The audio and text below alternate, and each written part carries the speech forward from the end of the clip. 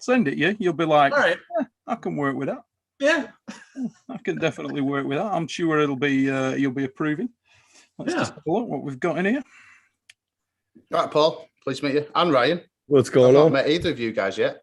Good to meet you, brother. Love your work. Love your work. Cheers, dude. We're trying. One day we'll get you guys on as well. Yes, sir. Definitely. That's what his missus said. We are live. Do we know who Neil's wife's boyfriend is yet? Yeah, we are I haven't even hit the button yet. we are live. Amazing. I haven't hit the button. Amazing. Right, fair enough. We apparently are live. I better... welcome to the Fix. Must be live. We got the white oak on. It's quite a change, really, isn't it? Because ordinarily, this time of night, you know, for anybody who's a regular viewer of the Fix, you will know that we would have expected the white oak to come on oiled up and with a tank top. It's cold. It's cold down here in the basement in these cinder block walls. I need the soundproofing to keep me warm. What about the lighting game of Uncle John and Jason Statham? Yeah. In the bottom there. Well, I thought I obviously only found out about this very short time ago. I thought I'd give about 5 minutes. I thought I'd try and rig one of the cameras up instead of just going through the webcam. And it's confusing. I've never done it before, but it's possible. So yeah, we've done it. Look at this. Look at this. Oh, look at that. Fancy pants. Yeah. That is quite impressive. The only thing you've got, when do you get your neon signs in and that? February 4th. They're not far away. Nah. Hey. February 4th. Lifting the game. Joe Rogan. Yeah. You get it. It'll be, because there's not just podcasting in here, but there's a whole table in here with a bit of an arena set up. So there'll be a few neon signs in the background, all that sort of stuff. Yeah, Joe Rogan style. I saw something with a table. You've got a table set up in there as well. I knew you're going to be doing some tutorial stuff as well. Oh, tournament, like super matches in here as well. You're doing super matches in there. Is that more? Is it going to be more of a tournament den or a podcast den? Are we everything? Right. Is that in a room? Is that in a room, Ryan, or is that like a garage or what? Well, this is a bedroom. This is a bedroom that's transformed into a studio. But yeah, we'll get Jake. Where the magic happens. And yeah, it'll be fun. Yeah, there it is. That's where Ginger Joe gets down. Yeah, right there. Ladies and gentlemen, just before we kick things off, I would like to remind everybody in the chat, tonight's show is brought to you by Western Survivor Beef Jerky, ladies and gentlemen. The greatest beef jerky in the fucking world, as endorsed by Sir Daniel Tesh Esquire, who, as everybody knows, is the greatest sports icon in the history of the world ever. I saw a few blasphemous comments actually on a couple of shows. Really? One of them said, "Who the is Danny Tesh?" You can't tune into this show if you don't know who Danny Tesh is. They call themselves arm wrestling fans. You don't know who Danny Tesh is?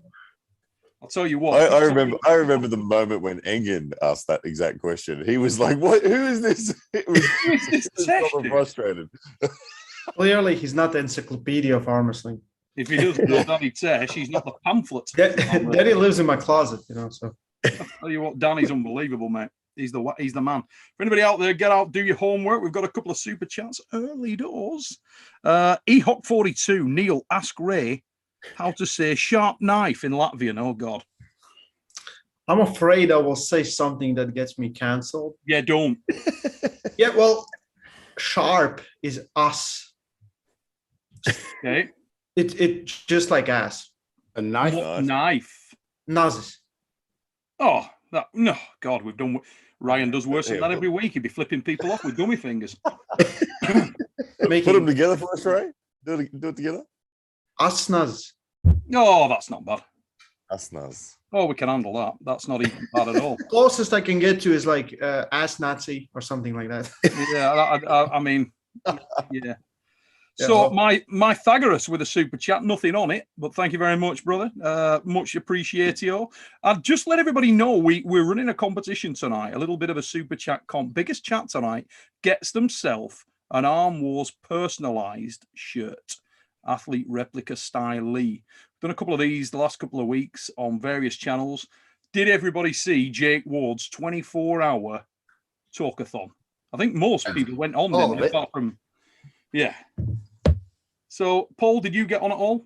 I didn't. I was not able to. Unfortunately, I wasn't home. I planned to, but then it didn't work out. Because I know he had a lot of people on, didn't he? He had a great deal of peeps went on there. Ray's just reminded me of something inadvertently. I'll just put that on while you talk amongst yourself, lads, because it is something important. There we go. Just hit that. So can you give us a pan round then, Ryan? Let us have a look at this room. Oh no! I'd have to get up and grab the camera and go for a walk. I'd trip over all my legs. Show them the technical side. Show them the technical magic. You're putting me on the spot here. Yeah, there's definitely something he's hiding in that room right now. But like I said, the best I can do is whoa! You have to imagine over there the table. No. There's nothing. Look at that. Hey, oh God, it's unbelievable, that song.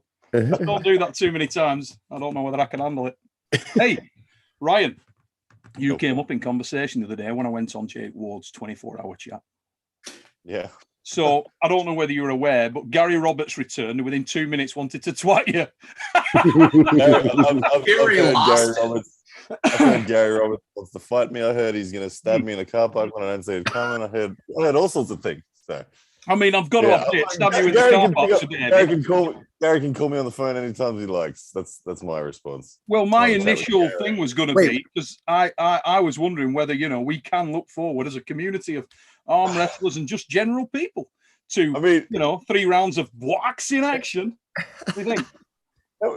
Gary, I don't know. Gary would need to be able to nominate someone else because there's to step in for him because the dude's not exactly packing a lot of testosterone going around in his body. So I'd be worried for Gary. What happened, Ryan? What sparked this? Fired. What did I miss? Gary didn't like the promotional video I did for the Brzenk and Devon Lara fight on King of the Table. You used we went through and had every match that John and Devon had ever pulled, which included one of Gary's. Oh. So Gary lost his shit. Yeah, not only did he lose his slip, he went really, really, really heavy on it. He came on and he was a guest on the show, and how Gary likes to get passionate about things. Mm-hmm. So he cracked off on this topic, and he must have gone for, what do you reckon, 10 minutes straight? He really gave it. He redlined. 2 or 3 times though. He wasn't just the once. Oh, did he come on again and do it? Oh yeah, he was on. Yeah. And it doesn't take a lot. You just need to. I think there was somebody else on the chat called Ryan, and that started him. When I was there the second time, we took a poll, and most people on the call thought that Gary had more hatred for Ryan than RVJ has hatred for Ryan. So it's a pretty intense situation. Wow. But he went really heavy on it, didn't he? He said something. One of the line I remember at the time thinking, because he said something like, "I want to fight you for pink slips." Yeah, and I remember the first time I heard that was just after Grease Lightning. The original Grease. They'd just thrown down that shit. It's like, I built this amazing car, now we're going to race it. And the winner gets the car. And I remember thinking at the time, oh, God, because, when I watched it in Grease the first time, it was less impactful. I think it was about But would you do that? Would you fight Gary Roberts? No, that's like putting a Toyota Camry up against a Dodge Viper or something. It's not quite comparable, but no, I wouldn't do that. It's nonsense. Like I said, Gary can call me anytime. We can have a chat. But I'm not gonna hit a public foray back and forth with him because he's a bit crazy sometimes. Yeah, he may kill you. You never. I'll be wary if I'm walking in a dark car park in the United States, anywhere near where Gary lives. I'll be careful. Yeah, you definitely want one of those masks that looks like your face on the back of your head. Jason wears one of them quite a bit. Jason wears one of them. He lives in a dodgy area called Oldham, you see, and you've got to be on your game in Oldham. You can't just walk around in Oldham, and so you got to take precautions, and that's just one of the precautions that he takes. He's also a master of several martial arts. I don't know whether he's a master. Yeah, someone asked, who's James? And Frode answered, the guy who drives a girl's car. That's a man's car. What it is? They eating that? Oh, here we go. We got Pythagoras with another super chat. He's put not for Neil to answer. Which beef is better, Western Survivor or Devon versus John? For that voice of truth, we're going to go to Mr. Paul Lynn, Esquire. Well, listen, they're the sponsor of the show, and the beef jerky is amazing. So I prefer my beef in the form of jerky. It really is amazing, guys. We're not joking. www.westernsurvivor.ca. Adam Vandals, the man. Let me tell you, when this guy puts something together and it's beef jerky, particularly the cracked peppercorn. Yes, sir. You won't find any better. That's a fact right there. So we got Steel 0469, Steel 0469, Paul. There was enough heavy hitters at your practice to throw an open tournament. Uncle John is going to be in for a surprise when he comes to the Winter Blast. Tell us about it, mate. What went down there? We just had a semi-announced practice up here in Pennsylvania, and we got just a lot of dudes showed up. We had Dustin Jelliff and Brandon O'Sessor and Kevin Kaler and a bunch of guys that you wouldn't know that are just rock strong. And we about 30 dudes and had a great practice for about 4 hours. But yeah, Uncle John and Jason Merlot came up. Was a topic that was mentioned quite a bit. So the hot one. It's the hot one. Yeah. We joke a lot in PA. Like in PA, we get a good practice together and we joke about national level tournaments. You can have a local practice in Pennsylvania and have guys that'll you come from all around the country and you'll lose to the guy who's the fourth strongest at that practice. There's a lot of dudes. We got a lot of dudes who are really, really good that no one knows about. Yeah, but can they sell themselves? Well, very true. That's very true. They have a match with Jason Merlot. Yeah, hey. You've got to get through Armwrestling'S first, Uncle John. Well, here's the deal. I've got 6 super matches lined up in the next 3 months. Well, possibly 8, depending on what we do at Arm Wars. So Arm Wars is obviously first and foremost in my mind. That's where all my energy is currently going. But in the middle of February, I have 2 local super matches.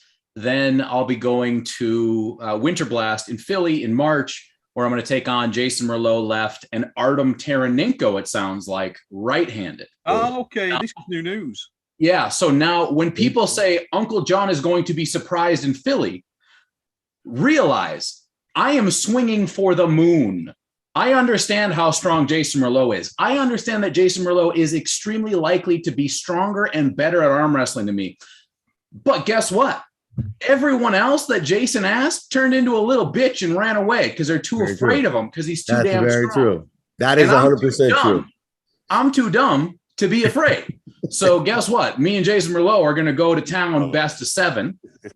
Secondarily, right hand Artem, that's a terrifying match too. Like, me and Artem are probably a better match left-handed, but I'm already going to be there. Artem's going to be there too. So I'm going to bang that Floridian Russian right into the pad as well. Why not? Now, here's a point for you. You look pretty shredded on the pictures you sent over earlier on. You've been on, if anybody hasn't seen that, you've had it out on social media, haven't you, mate? Yeah. Now, what is your weight at the moment? Because Jason Merlot's what, 198? Yeah, I'm 197 right now. Yeah, Jason's probably a little bit bigger than that now. He's finally pushed himself to gain a little bit of weight. He walked around 95 forever, and we were always on him. Like, the classes are kind of changing around here. You need to get to that 205, 210, like WAL type weight, and he's gotten a little bit bigger finally. So it'll probably be close weight. The match is 205. Yeah. So Jason Merlot was one of the guys we wanted over, obviously, in the Armwrestling'S Iron House. A couple of other guys from the States as well, but that we hope. There you go. Hey, look at that. Look behind Rambo. Now you know what's up. Look, I just want to make sure people understand that I'm not fucking around, right? Like, you can look at me here and just look at me, the way you usually see me is not that impressive. And really, this is all Ryan Bowen's fault. Let's dump it on Ryan first. Most things are Ryan Bowen's fault. Because when he was doing his commentary, I went back and I can't remember if it was the right hand match, the left hand match. He was doing commentary for Reality Check. And he said, well, Uncle John doesn't really strike me as the kind of guy that carries a lot of muscle. And I'm like, RVJ is going to fuck you up, buddy. You just made a big mistake. And so I've been really striving lately to look the part of an absolute. I'm well and truly firmly in that camp of doesn't look like they've got much muscle. I've been in the dad bod camp for a long time, so don't feel too bad. Don't feel too bad. I don't feel bad. I feel great. I'm fucking jacked. Yeah, his Ms. Jadot's got him in shape. I'll tell you what. Now, Ryan, while we're talking on the subject of the Arm Wars Iron House, and we've got the mighty James Statham in the mother fluffing house. For those who don't know James, incidentally, I should have introduced the lad to you earlier on. This is the man behind the magic. If you've tuned into the new Arm Wars channel and you've been impressed, we got so many comments on there about the production quality, the look, the feel. That's the puppy right there. James Statham is the man responsible. He also arm wrestles, ladies and gentlemen. Brought me wrist the other night, actually. Went round there, just went over to film some stuff for the shows. Broke my wrist. Yeah, but you came in injured. Broke my wrist. I think we're a while off breaking your wrist, mate. Who does that to a man? Just showed up at his house for 5 minutes and a coffee, and that's what he does. Terrible. Can't trust these lads from Oldham. But James is the guy who's going to be behind the camera. He's going to be the guy behind the look and feel of the Iron House. And one of the guys that he hasn't met yet that's coming over is Mr. Jordan Davis of Australian fame. Oh, now, get that dude dancing, please. 6'4" of this individual. Now, not like you to not put pressure on your Australian mates. Yeah. What's your feelings here, son? Oh, Jordan's a phenomenal arm wrestler. He's the way I would describe him when you first grip Jordan is he will surprise you. You just don't expect it. You just don't expect as much hand control as he has. We call him the hand control king. He's got an enormous hand. When we talk about the length of his hand from wrist to finger, I haven't gripped a hand longer than his. And I know it's longer than Devon's when him and Devon put their hands together. His fingers are longer than Devon's. So he's got this real ability to just envelop everything about you. He's around the back of your hand whilst also being out the back and being able to access pronation. His hand is just really, really, really, really amazing. And when you've never experienced it before, it feels like a confusing puzzle. That's the best way to describe it. Jordan doesn't come across as you don't get this presence of, oh man, this dude's strong. You don't feel intimidated by strength when you group up with Jordan. And then go happens, and all of a sudden you're disengaged, and it's like, what the hell just happened? And then you go searching for it again. You think, hang on, I know I'm stronger than this guy. I just gotta stay connected. And you think, okay, I'm good this time. Disconnected again. What the hell is going on? That's how I would describe the way it feels to arm wrestle Jordan. It's taken years and years and years for me to be able to find a refinement where I'm like, okay, there's a place I can stay secured. There's some really bad places to go against Jordan, and there's some less so bad places to go against Jordan. And if Stoica doesn't get it perfect, he's going to have a very big surprise as to what happens after the go. And if you have a look at Jordan's last competitive match, sorry, not his last one, his second last one, he took on Mario Timbarkas. Mm-hmm. And Mario's a really strong human. Mario's just done well in the USA. Jordan utterly destroyed Mario, and he just blew through his hand and wrist in an instant off the go. And you think, whoa, because I can't do that to Mario. Like, I get dug down in a wall with Mario, and yet Jordan just blows him away. So I think Jordan will do well. I think Stoica's very dangerous. I think Stoica's got the all-round game, and he's got speed and power in all the right places. It's just, can he identify them? But Jordan's the kind of guy that if he wins, he'll win quick and he'll win decisively, which does him an outstanding service for if he makes the final to pull the winner of Frodo and Dallas, because those two guys are going to get stuck in a war. So if Jordan gets through Stoica, I think he gets through the next round because he'll be fresh. Now, interestingly, Ryan, this one should probably come your way. Peter, thanks for your super chat, mate. Just come up with a little super chat. He's put, how important is hand hygiene? Any stories? Now, for a man whose moniker is that he has a lot of success with the fingers, I think that's got to go over to you, Ryan Bowen. I remember being grossed out by straps when I first started arm wrestling. I remember going to WAF Worlds in 2015 and looking at how many different arms and liters of sweat went into straps. And I don't know, we've all probably gripped up with a strap before at practice where you're like, oh, this thing's feral. What are you? Is this where you tell us that the pound for pound straps have antibacterial properties in them or something? Is this? Yeah, I should do, shouldn't I? Morbid friendly. Yeah. You tighten the strap down and you get this grey fluid seep out of it. I mean, we've all seen it, but I have not actually seen that. Oh yeah, it's not pretty grim, son. You go and train in a humid environment, and you'll get it by the end of a 2-hour session. But in Moldova, 2018, Ray, you were there, weren't you? Moldova, 2018. Ray's asleep with his eyes open. Ray, you're there on the other show associate. Yeah, I was taxi. He wasn't on mute. He's on fake taxi. You busted. You were there in Moldova 2018, yeah? Yeah. Do you remember seeing my elbow? Did you see my elbow at any point there? I had a staph infection in my elbow. Ray's face. Look at Ray there. I love that. So do you remember seeing my elbow? Ray's like, do you know what? I remember getting back on the plane and I'm like, to Chris Stapp's that's all I could think about. Ryan's elbow. But legit, it was a talking point because it was like a baseball, the amount of fluid on the end of my. I remember going up to the table and the referee saying to me, dude, are you sure you should be pulling? I had an extra 1.5 inches of height in my setup because of it. But staph infection in my elbow. I ended up in Moldova. I couldn't wait till I got home for Australia.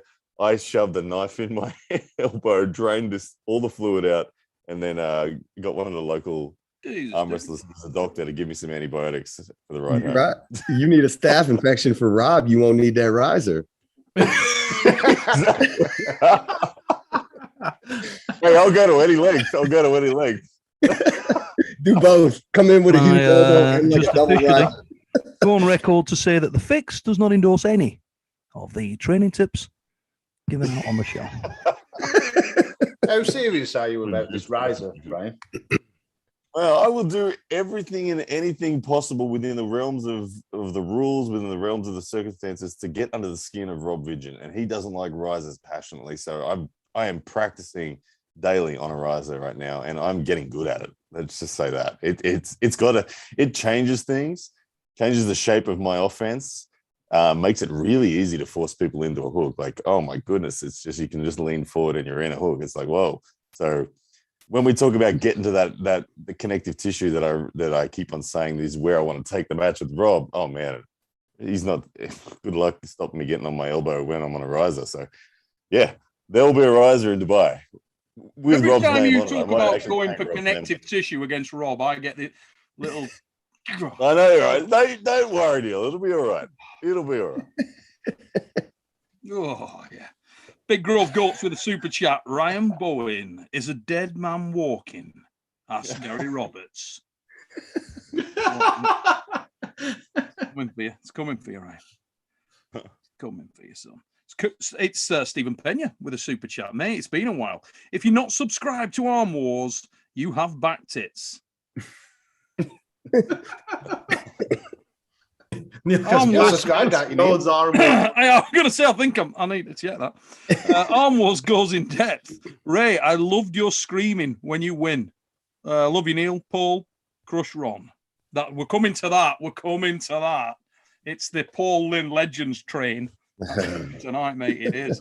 Because for anybody that's been living under a rock, ladies and gentlemen, you may not know that Paul Lynn, after already having a crack at the GOAT earlier in his career, is now moving on to slightly taller things. Legend Ron Brath is in your sights, isn't he, mate? I take what they give me. And this is what I'm offered. this is I'd say a match you're a lot more familiar with, because how many times have I seen you training with Ron? It's got to be 2 or 3, hasn't it? I think you've been practice. I got to pull around a couple of times. Most recently in Maryland at one of Morocco's big practices, but that was, I guess it's about 1.5 years, 2 years ago. So yeah, it's been a little very bit different feel though, isn't it? Very different look and feel to what you saw from John. What's your sort of initial thoughts about this one? Are you going to go big again or what? No, I'm done with that. I mean, I didn't want to do that for them. I'm not doing that. I'm going to walk in. I'm under 220. I might get up to 225, something like that, but I'm not going crazy and trying to change my body composition. I don't think it necessarily helps me, as a whole. if I don't feel good, I'm not going to arm wrestle well. So I'm going to come in lean and do my best. I think Ron's a different animal than John. I think Ron right now has a more intimidating wrist, amongst other things. So yeah, I mean, I'm gonna try and hone the things that I think the angles I think I might have a chance at, and I'm gonna do my best. But when somebody offers you a chance to pull Ron back and cover your airfare and a little bit of money to show up, you don't say no. And it's a pretty solid little card, isn't it? Tell us who else is on there, Paul. We got BJ Fukakis and Don Underwood, which is a really interesting match. And then we have Michael Todd against Robbie Topi left. Look, can I just say, BJ Fukakis, right? Mm-hmm. That is the best name in arm wrestling, isn't it? It sounds like a multiple choice question from a caveman rapist. Yeah. Absolutely ridiculous. It's ace. And this is a bit, but joking aside, BJ Fukakis, I mean, say it a couple of times, you'll get where I'm going. This is a big man. Yep. He's like, what is he, 6'4", 6'5", big dude? 6'4", 6'5", about 300 pounds, great post and top roll. He's got an inside game. He's another one of those guys over here that gets overlooked. But I know he pulls down there in the Mississippi area with the likes of Wayne Withers and those guys that pull down there. So he's got a great camp to train with. And I think it's just hasn't been as active, just probably due to circumstances in the States right now, but he's a monster. And Don Underwood's on his way to making a comeback. I think life is going pretty well for Don right now. And he had his sights set on a bunch of people. And I think he pretty much contacted Mike. And Mike just said, Don's ready to pull whoever. So whoever we can get him.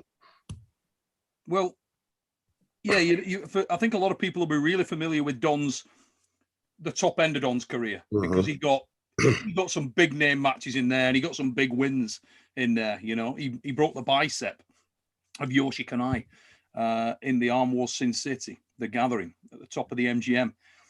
He also, under whatever circumstances, ran Devon really close in the final. Yes, he had a monstrous hit back then. That was the foul match, right? There was tons of fouls in that, right? There was a lot of things going on. That was quite a story in that 8-man battleground up there. A lot of things went down that day. There was quite a few twists and turns, to say the very least. But regardless of any of that, Don Underwood had a venomous hit back in that time. Absolutely venomous hit. You know, he was serious. Then he dropped out of the sport for a while. A lot of things going on in his personal life. Came back into the sport. Real character. Great to see Don back. Very entertaining. Absolute tons of charisma. Gang of confidence. When he's on his game, he's a handful. And it'll be interesting to see how far he can go, you know. Because everybody says if you move away from the sport for a little while, it's hard to find your feet again. We'll find out shortly, won't we? You got to love the guy too. I mean, I feel like he's as far as the United States go, I feel like he brings the closest second to Travis's charisma. Like obviously Neil, you know him, but like when you're around him, the guy's just a ball of charisma and energy. Oh mate, I've got some incredible stories from some of the stuff. I remember one night, we'd all having a few beers after the show. Ron Bath's up there doing a little bit of dancing. And suddenly I just hear this, I can't stand no more of this shit. And suddenly Don throws his drink down, walks around the table, old ass down, Ron Bath. I'll show you how a man moves. And he's off. He gets his dancing on, and he's slick as shit, went moonwalking across. And this is a dude who probably weighed 310 pounds or something at that time, and he's off. Absolute killed me. I was on the deck, mate. Danced his ass off with his girls for about 3 hours. Quality. Yeah, nights in London. Of all the Game of Arms promos, Don had the coolest one too. When he was leaning back and this Harley Davidson spinning its tire, and he's just sitting there holding on to it. Oh man, it doesn't get cooler than that. Yeah. He's ripping his shirt off. He's 300 pounds with like shredded abs. Yeah, I loved his abs as well. He was one of the original ab bellies, wasn't it? Yeah, it wasn't just abs. It was like looked like he had a belly like mine, but with abs on. What a legend! Absolute quality. Love a bit of Donny Underwood. Who else we got on there, mate? Because that's not at the end of it, is it? Well, I think I don't know if all the matches have been announced yet, so I don't know if I want to tip my hat, but I know we're going to have an undercard. I don't know if they're all set in stone yet or not. Have you heard something I haven't? No, I'm going to let you stick with it, mate. But I heard Michael Todd was pulling left arm. You've actually Robbie Topi. That has been. I was just going to say. I was going to talk about that. Yeah, Robbie Topi. That's the main event. So it is out and live that week. We're all discussing over. Yeah. There's going to be undercards too. So Mike's going to run them like YouTube live, and then the main card will switch over for pay-per-view. And it's an interesting one. I mean, Robbie Topi, no bum. No bum on that left arm. Very, very solid individual. He's the number two. He's the number two to Cody Merritt. Yeah. And I mean, I think there was a stat before that Robbie Topi had not lost a left-handed super match prior to Cody Merritt. He's pretty much the number two guy here in the States, I think, left arm. And that's to Cody Merritt, who's arguably one of the best in the world. Yeah. And he gets a stern test. Imminently. Another thing we can touch on. I mean, East versus West. Ridiculous card. Do you feel like this time it's stacked more evenly, or do you think it's still all about the East? And I'm going to go to Rolly Ray. I think it's more even. Just looking at some matches, I'm like, it looks even, and the table will show, but it looks like, in all honesty, it looks even. So some can take, some can lose. I think, again, some people are over. In my opinion, they have just hype behind them, and I don't think they can win the other guy that they're pulling. But the main event will kill it. 100%. Oh, mate, you can't. Don't even think about stopping there. No, you can't say some names. None of that. If that was Ryan, he'd be out with a double flip, and he'd be telling everybody who those names are. No, I want to stay as neutral as possible because I'm going to comment the event. So only favorite I'm picking is Sanders. That's it. Boring, right? I've recently seen some stuff that tells me Sanders might not be the favorite. Well, again, you're from North America, so. But it wasn't North American stuff that I watched. It was you watched Krigis videos from Sweden. I saw a few videos of Sanders winning and losing, and other people winning and losing. And of course, everyone loses, everyone wins. I think it'll be interesting. Interesting match for sure. Not a blowout in any way, shape, or form. Yeah, I really don't care. I'm just 100% supporting Sanders. Yeah, that makes sense. Makes sense. Yeah, and Sanders is a very difficult day for people because he's so terrible. Yeah, very well-rounded dude, and like you say, for chance, it's an acid test, isn't it? And he is putting the work in, putting the time in. Going to be interesting to see how that one goes down for sure, and I'm sure that'll be a very polarizing match without a shadow of a doubt. Because Sanders is the overall champion of Latvia now, isn't he? Number one, right? Top. Well, he's ranked pretty much number one, but he's never been overall champ. So who do you believe is the overall champion? It's Sanders, but he hasn't technically done it. For last, I don't know how many years, it was Vlad. Every time there's nationals, Vlad shows up in great shape. Sometimes Sanders kills with Thompson with Norman's in a category, So we'll still have to figure out who is the best right arm in Latvia, and we'll do a super match at some point this year, Norman's versus Sanders, Very interesting stuff. So Michael Todd's calcified bone with a super chat. Since Australia won't budge true for pro athletes regarding travel, I think Ryan won't get an exemption and he'll use it as an excuse not to pull RVJ. Yeah, okay. Easy answer for that one. All the articles you see about not budging for athletes, whether it's Novak Djokovic or Kelly Slater or anyone like that trying to get to Australia, they're not Australian citizens there, and they're Americans, they're Serbians trying to get to Australia. So Australia's being a big dick when it comes to that. But when you're one of the first reason you're allowed to get into Australia is you're a citizen. So getting home is not a problem for me at all. It's actually getting out that I'm getting an exemption for. I'm totally green lights to get home. I have to be willing to do quarantine, which is fine. I'm willing to do quarantine. But it's getting out. Australia puts a rope around people and says, no, you're not allowed to go. So I have to. I'm literally putting in my application for exemption this week.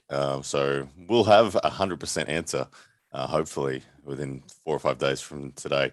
But historically, so the crux of the application comes down to what is the purpose of my travel. And one of the reasons they give as a potential green light is it's for your purpose of employment. So I've got letters from Core Sports. I've got letters. I've got the contract from Core Sports to show as evidence that it is paid employment. So as far as I can see, I tick all the boxes necessary, and yeah, it should be good, but we'll find out. And so, yeah, getting home, not a problem.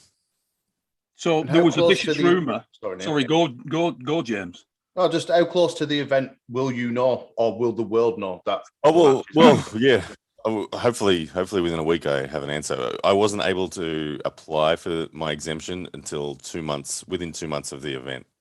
That's just an Australian government rule. So I would have loved to have applied for it a month ago, but I couldn't till this week. So literally it's Monday morning here today, right now. So today's first job is to submit that exemption request, and we'll see how it goes. And this is why, if you recall, when the match was first announced, and I was like, dude, Rob, what the hell are you doing? Because Rob wasn't meant to announce this until I had the green light. So, but Rob got excited and told everyone. So, yeah, I do. We'll find out this week. Yeah, I always get too excited early. But anyway, moving on. So we got a quick super chat from Carlos Joaquim, I think is the pronunciation of that name. Hopefully I didn't murder your name there, son. If I did, genuinely, I apologize for that. He says, hello from Canada. And he's put couch Ray, so that is like you, but softer and more comfortable. Yeah. You are great. Okay, he really does like you. Please ask Neil to set up a Patreon account so we can contribute to Neil's arm wrestling efforts. Love you guys, mate. Super kind of you, and I will definitely get around to doing that. The mighty Jason Statham is constantly telling me about that for the new Arm Wars channel, and we will be doing that as well. So, yeah, thanks for your super chat, mate. Much appreciated. And talking of good super chats, it's Jake Ward, the Aussie arm wrestler, with one of the greatest super chats we've ever seen. It goes a little like this. Taking a fake poo at work to pop in and say thanks to all the legends that have helped out during the 24-hour stream. I mean, good start, that. Very humbled. And if you haven't subbed to Arm Wars, you have to hand it to the man. Ready back. Hand in the man card. What about that? And then we got. Do you think that Coach Ray's cats, when they talk to each other, call him Couch Ray? I'm sure they treat him like one. Yeah. I always feel that that's like a bad sign when a cat gets on you and treats you like a cushion, which they do. You know, when they go on and start padding, you know, like that. Yeah, they do that on me. They do that, you know, yeah. Paw on each tit. That's where my nickname came from. So I just spelled it wrong. And it was like, yeah, coach. I'm like, sure, I'll take that. I got a gym and, you know, rest is history. Yeah. Couch Ray was born. Roly. Roly, roly, roly, roly. Ryan, it's going to be a big night for you, son. Guess who's in the chat? The man with starts the with R, ends with VJ. Yeah, let's call him Bobby V. Bobby V. Okay, and he's put PSA. Ryan, she seems like a lovely girl, so I want to help you out, and maybe you will rethink her Instagram handle, Joe Blue Bowen. When I say it, it strikes me weird. No, I'll respectfully leave your wife out of it. So yeah, just let's focus on the fact that we're going on riser in the straps, and yeah, I won't make any comments about your wife or mine. So, Mr. Perkley 80, I love this guy. What an absolute legend. But snap, Aussie arm wrestler. I'm taking a shit at home watching the fix before going to work. This is like a thing.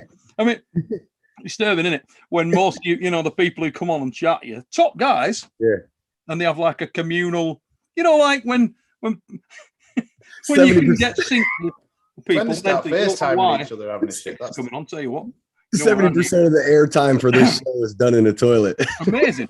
Absolutely. What does that say about us? What does that say about us? Terrible, isn't it? Yeah, I'm taking a shit on watching the fix before going to work. What a great Monday. You know it's a good one, don't you? Hi all, hope you have a great week. Mr. Percolate with a picture of a Halo Danny Tesh. That's what he's got. Sure as eggs are eggs. What a legend. Absolute legend. He's also leading the Super Chat race. Total leg end. Absolute quality, mate. Thank you very much. And then V-Pose with a Super Chat. They were supposed to have a big event with only ladies pulling in December/January, like Sarah Backman. Did I miss it or was it cancelled? It got cancelled. Yeah, it got cancelled. Yeah. Technical director there. Picking that up. Was that in Sweden by any chance? That was in Sweden. I was supposed to go. Yeah. Was that just because of COVID or another? No, I was supposed to go there to compete with girls. Yeah, because of restrictions and everything else. So you get all the good jobs, Ray. Tell you what. So anyway, Ray, we're not letting you off the handle that early. Were we just talking about Chance Shaw? Might end up playing Get Off Me. Don't do that. Go near her. You'll regret it for the rest of your life. Stay away from Bergstrom or Kleinsmith, the latter. Yeah, it's dangerous in a lot of ways. Now, come on, Ray. Other names. How many? Oh, were we just talking about the Latvian connection here? And Sandris was the one person that you thought was an easy win, or are there other? Oh no, I'm not thinking it's an easy win. You know, we hammer right. I think Jonathan Breda is pulling. I think Jonathan Breda is pulling with Zurab Taveradze. Oh yeah. I really don't know that much. That's only the other day, isn't it? That came out. Yeah, I really don't know that much about Breda, but I know Zurab has faced some of the best pullers on the planet in 85 kilo class. Mm-hmm. You know, he's world champ, and so some people are like, you know, in the middle. I'm like, if you're world champ and pretty much, you know, beat 20, 30 nations, I cannot bet against you. No. Especially what's the weight cap? I don't know, but Zurab is like 95, maybe 90. So I think that's the kneel left. Stop, guys. We can stop pretending. Kneel left. I think that's the differentiating factor there, though, Ray. I think Breda's more like 250. Like 250. So. Oh, okay. And then but it ain't 85 versus an 85 or a 90. Okay, okay. I didn't know that because some names I'm still learning, you know. So Breda over here, just he's been on a tear left arm. He's a left-hand dominant guy. He trains with Herman Stevens. He's got wins on, like, he just had a screamer match with Ron Bath left arm. I think Ron won at 3-2, but I mean, he rolled Ron. So he's I don't know how to pick that match, but I would tend to lean towards Zura as well. But I mean, maybe if there's no weight cap, but Zura looks huge. His arms are so big. He's always like way bigger. He looks enormous. The last picture I saw, he looked huge. I don't know how much bigger he is, because like every time you see him, you're like, you know, my head is smaller than his biceps. and he's pulling 85. You're like, what's going on there? How tall is he? I don't know. I'd say 5'10", 5'9", 5'10", but he's always well, you cannot be an arm wrestler if you're 5'10". You know, I just learned that on internet forum today. So must be 7'6", like me. No, wait a minute. I think it's legal if you're in Latvia. Shorter than that. Yeah, we walk with a riser. So every time I need to talk with someone, I just set up my riser. You just walk with those platform shoes the fools used to use. The big platforms, the Frankenstein shoes. I'm just checking a little message I just got. Oh, guess who's going to drop in and join us? Mr. Rob, don't tell me. Yeah, he's coming on. Oh, I thought you were going to say Gary. Perfect. Rob, I'm going to see you. I have to leave.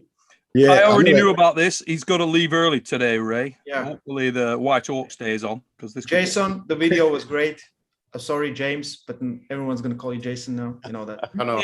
If you haven't seen Rolly Ray's Arm Wars show that was released on Friday, then Ryan's going to flip you off. Get over there. Flip them all off, Ryan. Yeah. Ryan. I haven't watched your match yet, Ryan. Of course. I didn't think anything else. Yeah. Thank you, guys. I'll see you next time. Rolly. Hey, Rolly, Yeah, right, all the right. best, mate. Hope Nice you're match. good, dude. And I'll see you on. I'll see you on Thursday. Yeah. I got to drop early myself, Neil, but I'm going to hang out now that I heard Rob's coming on for a little bit. Don't you dare go anywhere. Do not go anywhere. Got to be here for at least a little bit of the live. Okay, so Rob, Heather's emailed, mate. Check that out. Check it out. It's on its way to you now, mate. Jump on here.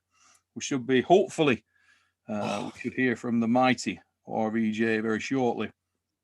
I'll just talk amongst yourselves, guys, while I let him know that it's on its way.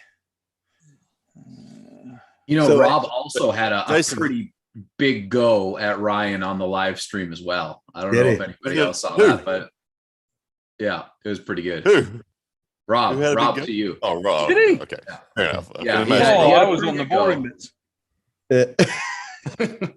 He was on for a long time, but when he first came on, I was there and a few other people were there, and he was feeling it. The emotion was true. Emotion was raw.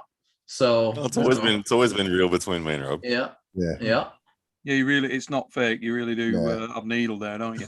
If you don't appreciate that about Rob, I mean, I tune into his channel almost religiously. He's one of the ones that I look at every video. He's brilliant. I think it's brilliant. Yeah. He just says Rob does fact check himself, though. He's your self-appointed fact checker of truth deliverance. That's Rob. I think he's amazing. I absolutely. He's Rob to me is throwback. He's just absolutely tell him how it is.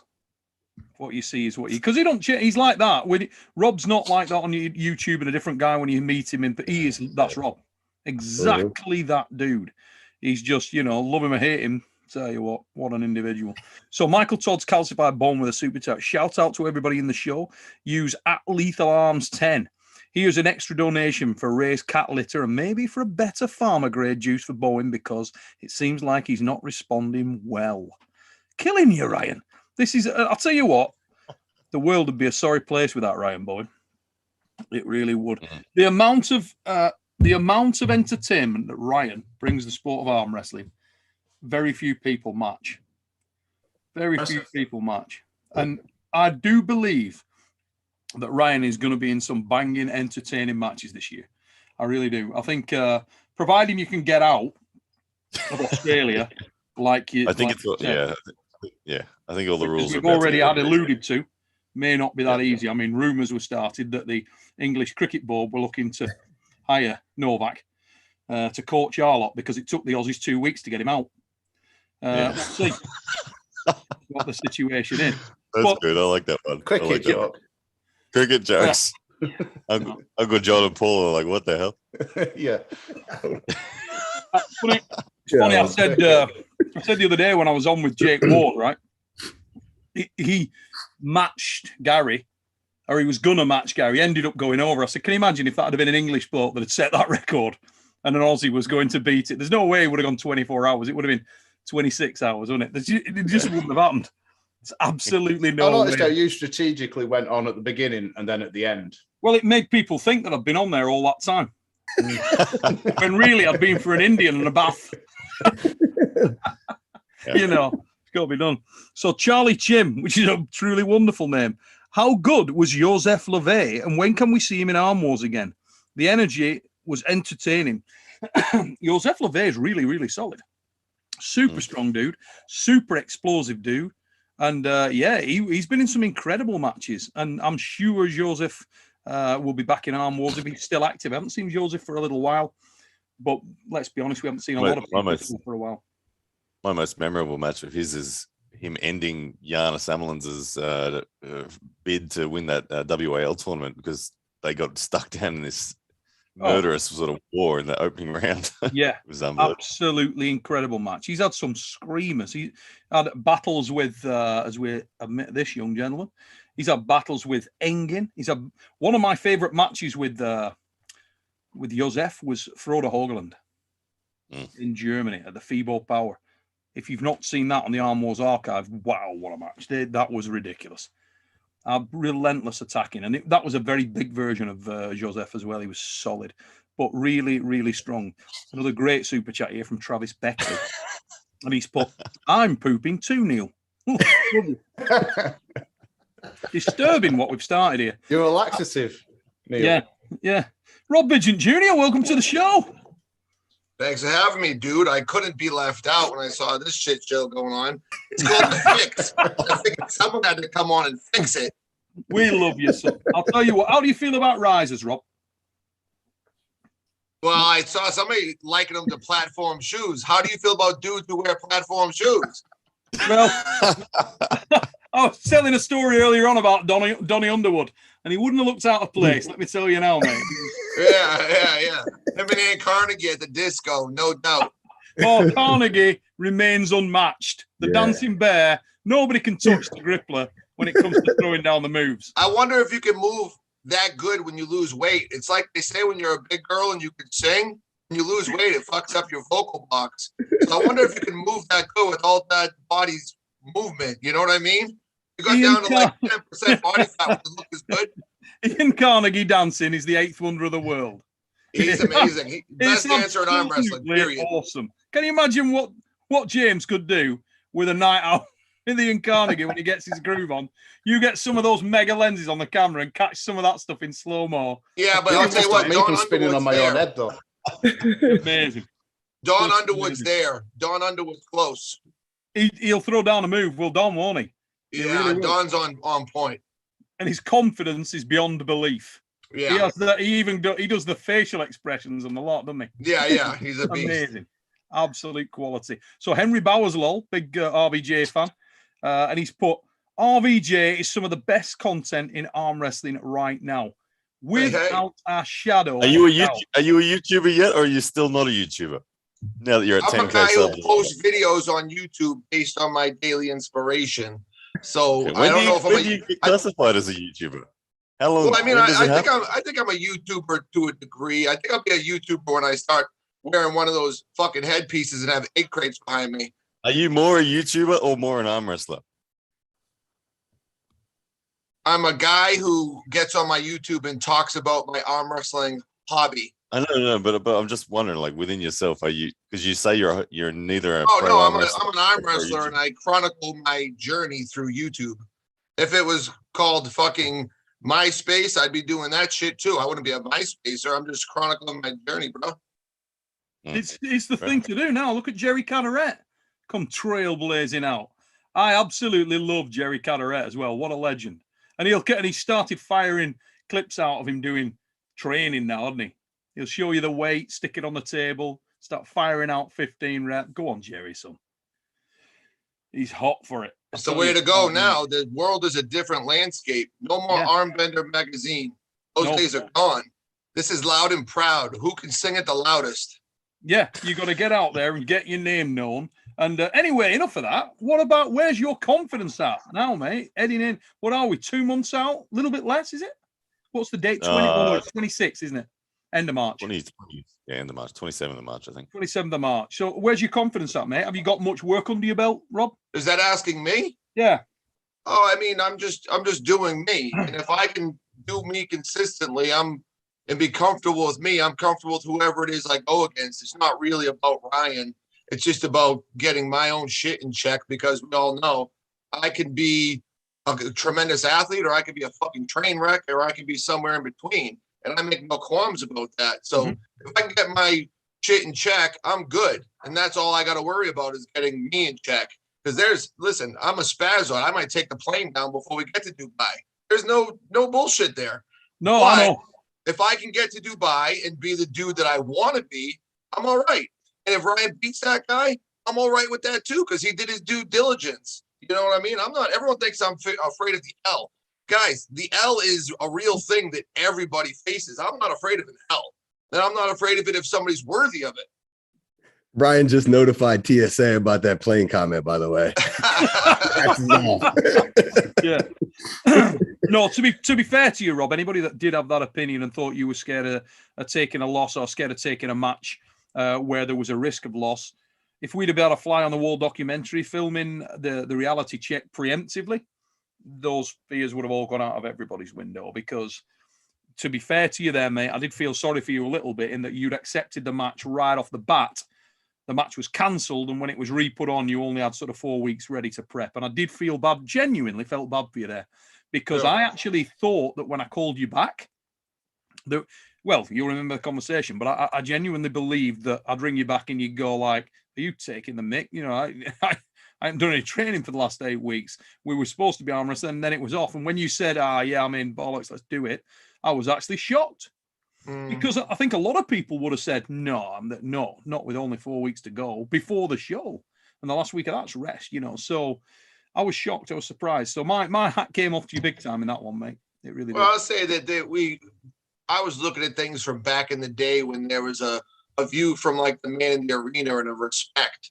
But now where everyone's trying to build their YouTube and their social media agenda by standing on the slayed bodies' heads and stand on other people's shattered reputations, and the contrast of winning and losing so big, really in hindsight, yeah, I might not have taken the match, because in social media that people don't want to see circumstances as it suits them. They want to be like, you got smashed, he won, you're a bum, he's a legend, so grows the tree. I mean, I can name about 24 examples in the past few years that social media has shredded dudes that were once like #1 contenders in their weight class or in the open category. Look at Dave Chafee.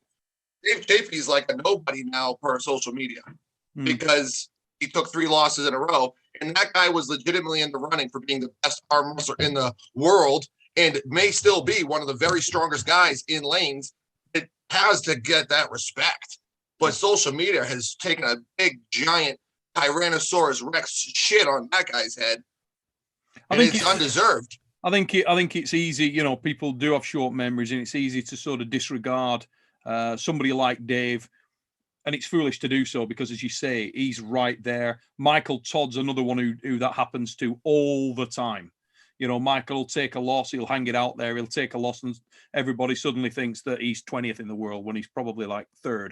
Yeah, he was creeping at like number 2. You know what I mean?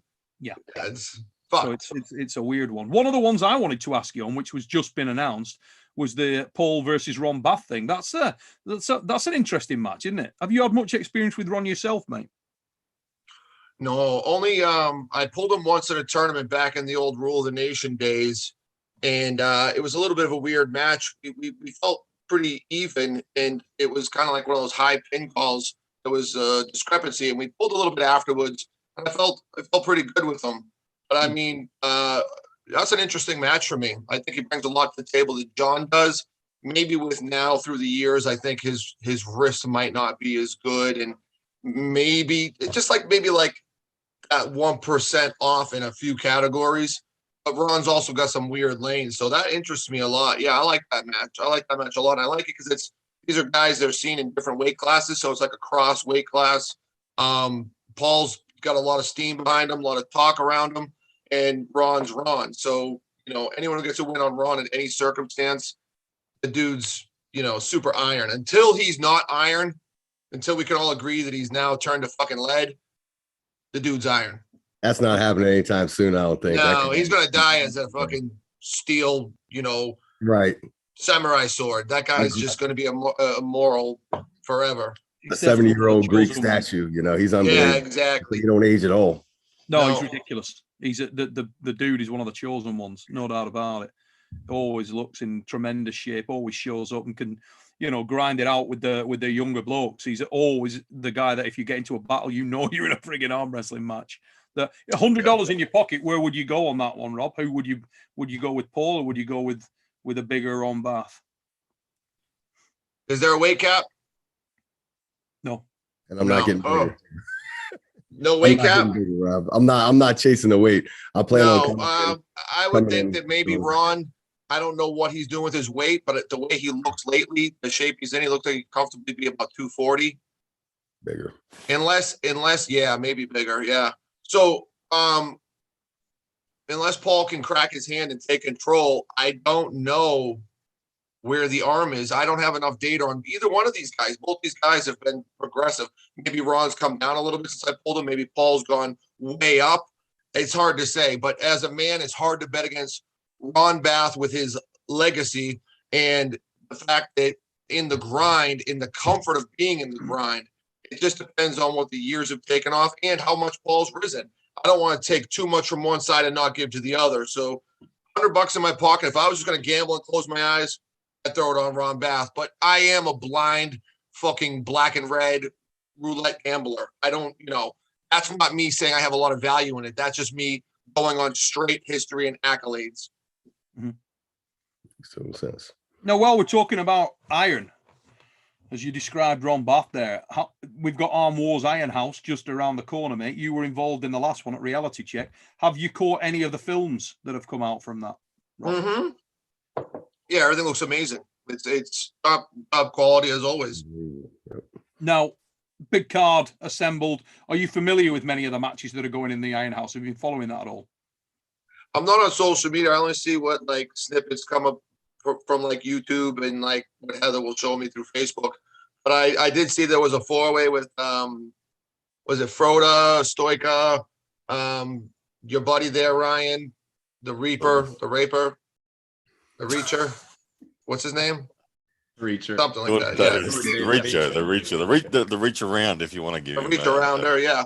And who was the other one? Oh, Dallas Langston. I didn't see much of the other matches. I know Uncle John's going out there, but I didn't see much of the other ones. Yeah, how do you see that going in terms of? We've had a lot of people think that Dallas and Froda are going to kill each other. Would you agree, or do you think that?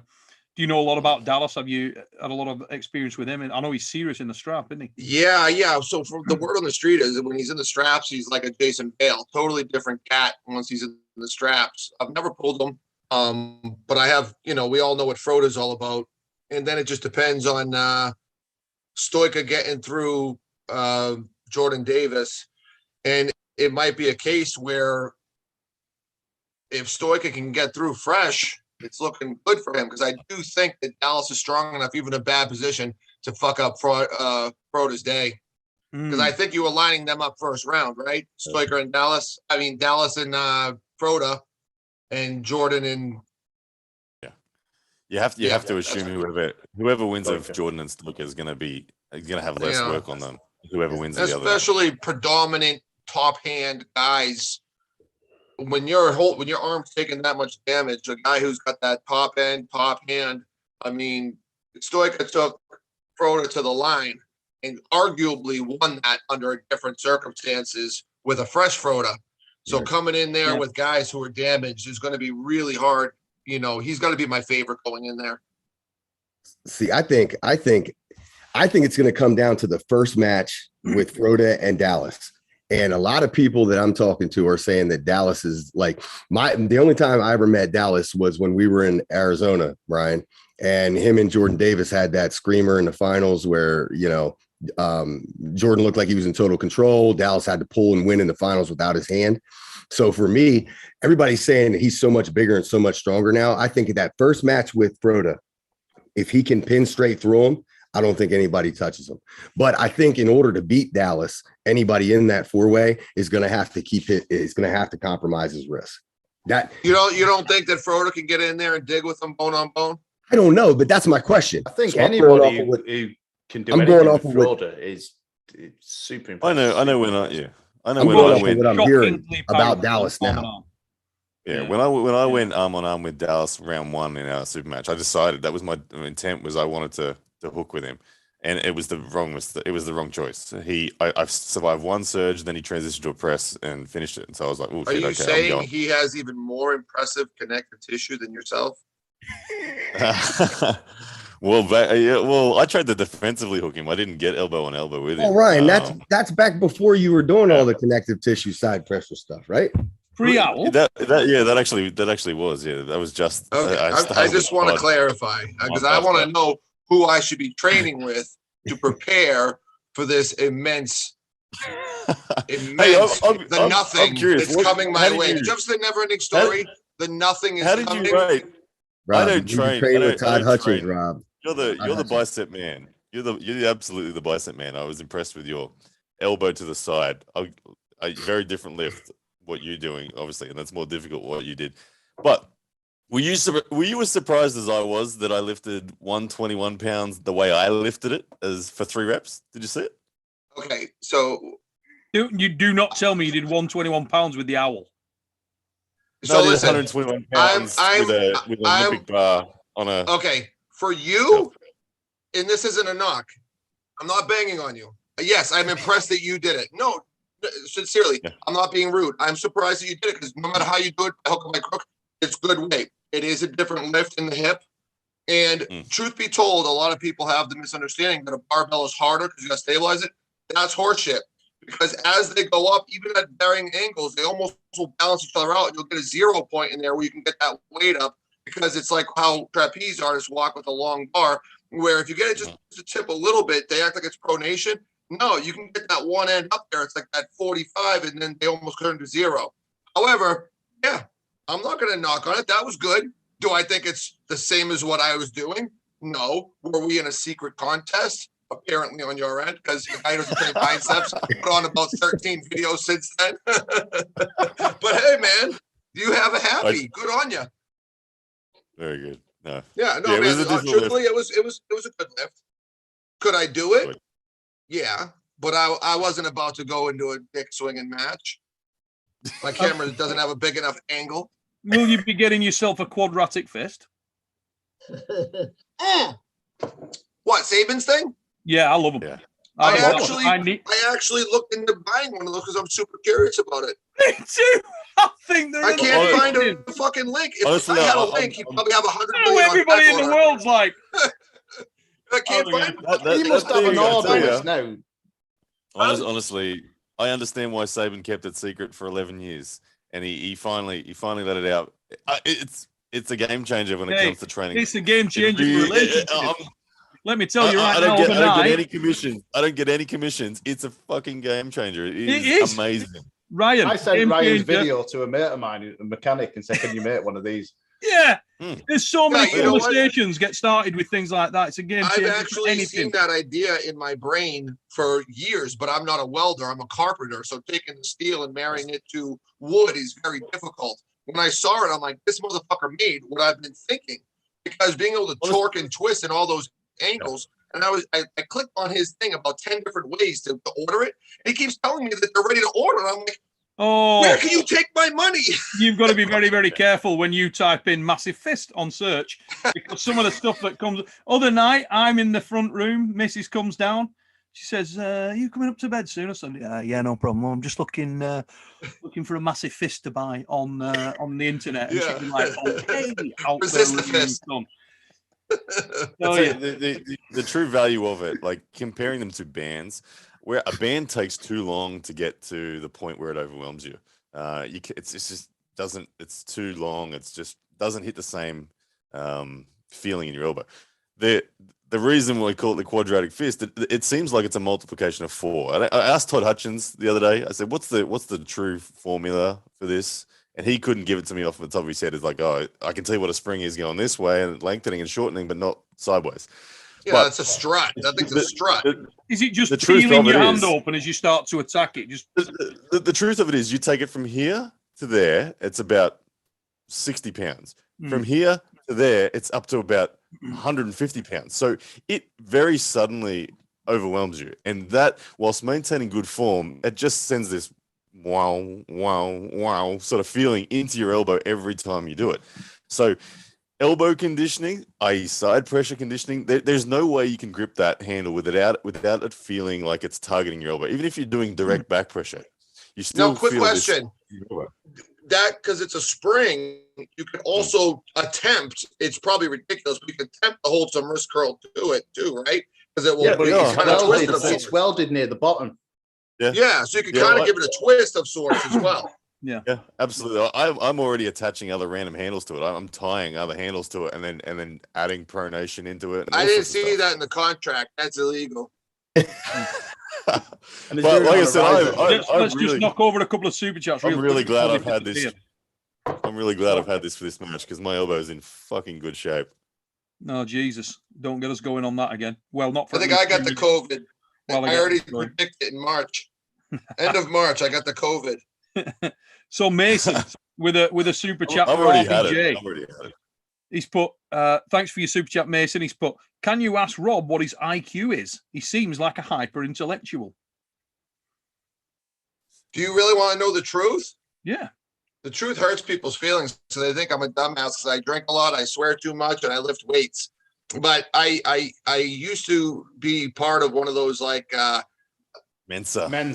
But then there was a higher level of Mensa that was like the 999 clubs, whatever, and all that stuff. I was on the high end of like the Mensa. What are you? What's your number? I took an IQ number when I was actually ripped like this, and they sent me a big long test I took for hours, and I was ripped and just ripped it through it. It was in the 150s, and I was ripped fucking half running it. And they sent me a whole big thing, and they wanted me to come in and do more tests and shit. And I was like, nah, it's for fucking nerds.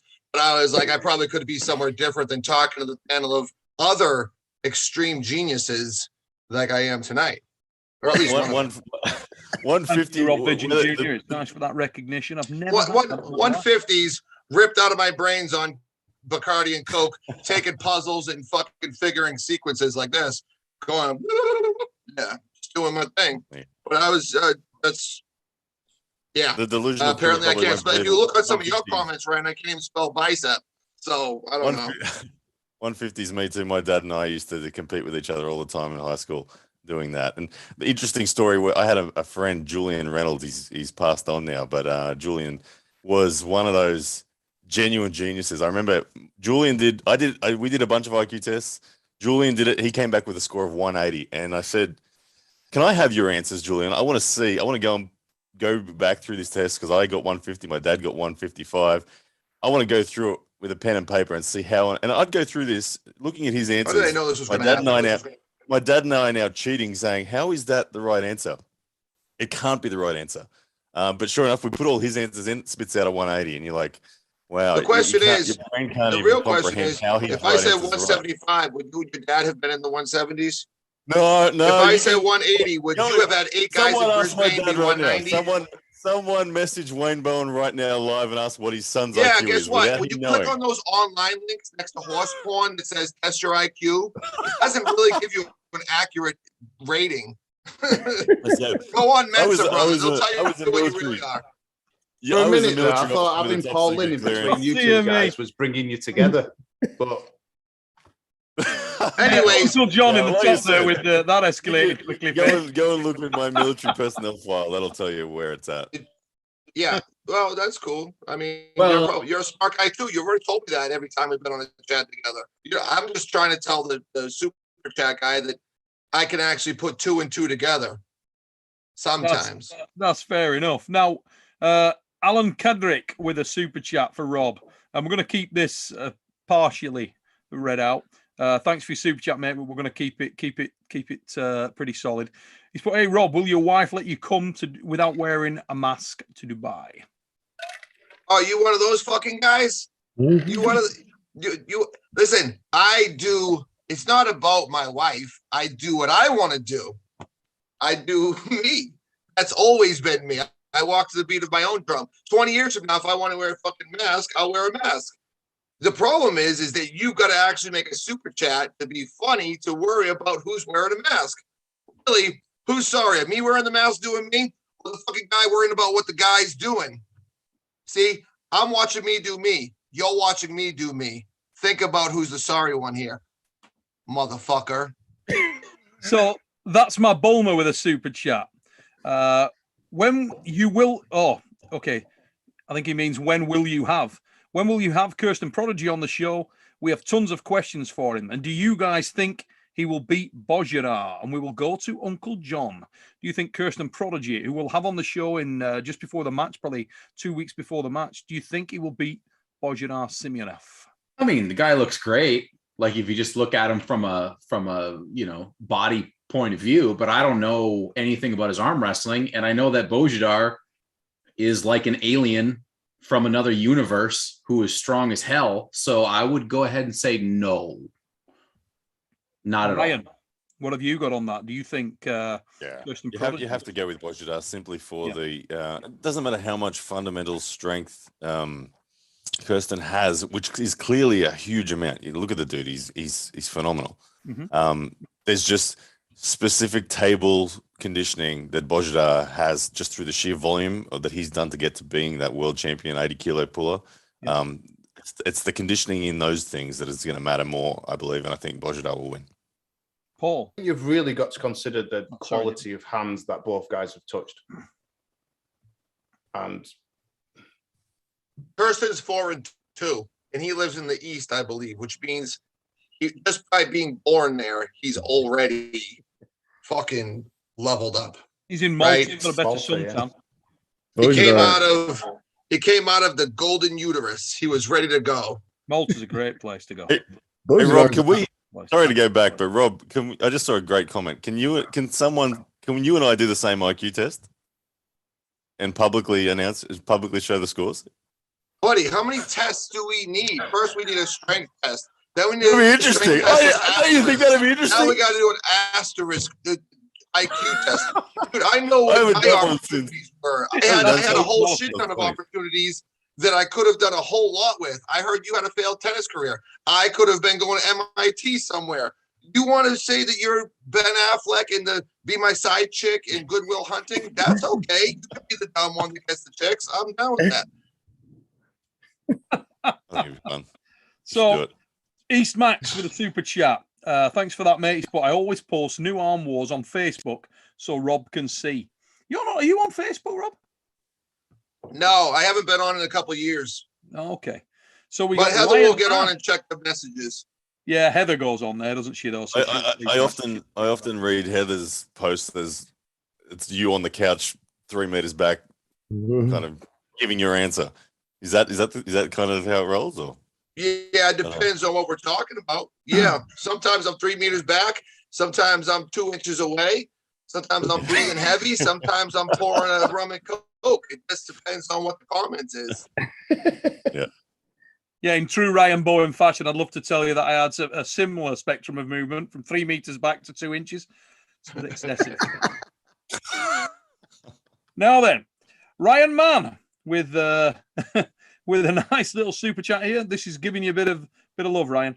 He's put showing some love to Blue.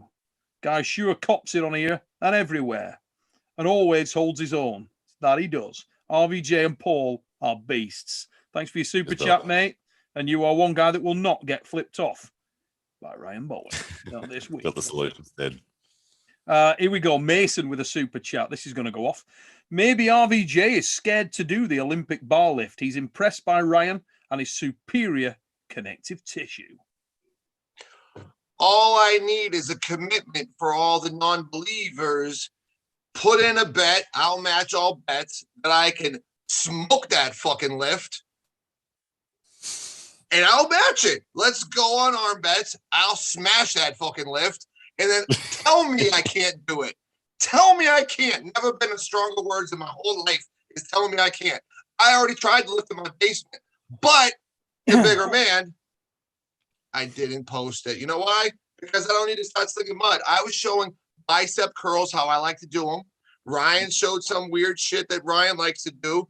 I think he was trying to create an implication. My little IQ that's lower than Wayne and Ryan Bowen's was starting to think that maybe he was trying to imply something because a guy who doesn't do biceps was putting up like 4 bicep lifts in a row with grass and trees and music and shit. But I can do that hands down. Fight me on it. All you gotta do is bet me on it so I can get my trip to Dubai more handsomely covered. Can't argue with that. Would you bet that, Ryan, that I can't duplicate that lift? Are No, you I would. No. I will smash that fucking lift. Of That's course a you beat it. warm-up. Like I said, your biceps are your thing. I'm not in the competition Dude, I with you. smash that lift like it's my warm-up. You Please, would. What don't you post would. shit What you anymore wouldn't like bet me that. on If is you want to what do be you call it? real, What do you call it, Neil? What do you call the we hour? call You that wouldn't- side wouldn't bet me jerking on your the hour. prison buddy. What, you're going to have an hour That's off? the side jerk. Here's when you have a guy on your left and a guy on your right, and it's keeping them both happy. And this is called cream pie. Well, you wouldn't be betting me on that. That's for sure. No, you'd be the world champ of all times. Trust me. Like this. Okay. Side hustle. Ryan, the side hustle glory box ball.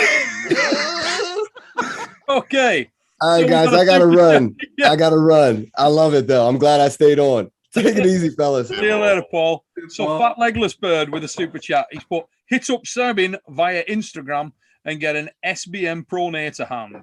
I also got 2 of them, and they are rough. Hope this helps, boys. Hey, I want one. I really do. Sap the Bee has come in with a super chat.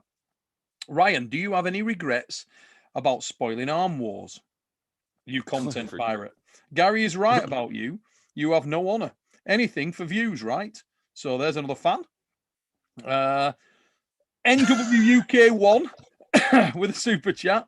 And he's put, RVJ and Ryan needling each other is fantastic entertainment. Can't wait for the match. The latest Arm Wars video is fire. Thanks, brother. And the arm wrestling calendar is exciting. Looks like I became an arm wrestling fan or an Arm Wars fan at the right time. Thanks all. Great show. Cheers, mate. Thank you very much for your super chat. Much appreciated. James, how many hours work do you put into each of them? Because they truly are a piece of work. What, like, is it 100? What is it? Per video, it's hard because some of them I don't do the interviews until afterwards, and it's hard to kind of narrow it down to probably about 50, 60 hours maybe. Yeah, and I'd love to. I'm someone who's always trying to learn. Sorry, Ryan, to cut you off there. Half of that is because it should be less than that, but that's mainly because of challenges. That's sure. It's just how messed up, everything was. The footage isn't nearly as organized as it will be at Iron now. So sorry to cut you off. No, that's funny. It's funny because we hear secondhand comments from Neil that you're not happy with the product. It could be better, and we see it as this beautiful, refined piece of gold that we've never seen before. So I can only imagine the amount of care and effort you put into it. But I'm always trying to learn on how to make better content. What ratio do you have in respect to where you're going to take the content before you start, or do you just wait till the athletes give you ideally everything and ideally, with Ironhouse, we've got a very clear, pretty damn clear vision of you have to, but with Reality Check, everything went tits up. So we just had to just think on your feet. Go, okay, well, what's the minimum I need to create something? So you understand the personalities of each athlete before you film, and then you create a story in your mind of like, I want to bring this out in that person, this out in that person, and then you seek to find those images. Is that kind of what you do in like the process? Ish, but it's up to them really. It's a conversation that I'll have with them to say, how do you want to put yourself forward? And if they can, then I will, endeavor to put them forward like that. But, they may have an unrealistic view of, how they may come across. But I just try and do my best by all the guys. You just look at them and you just think, okay, well,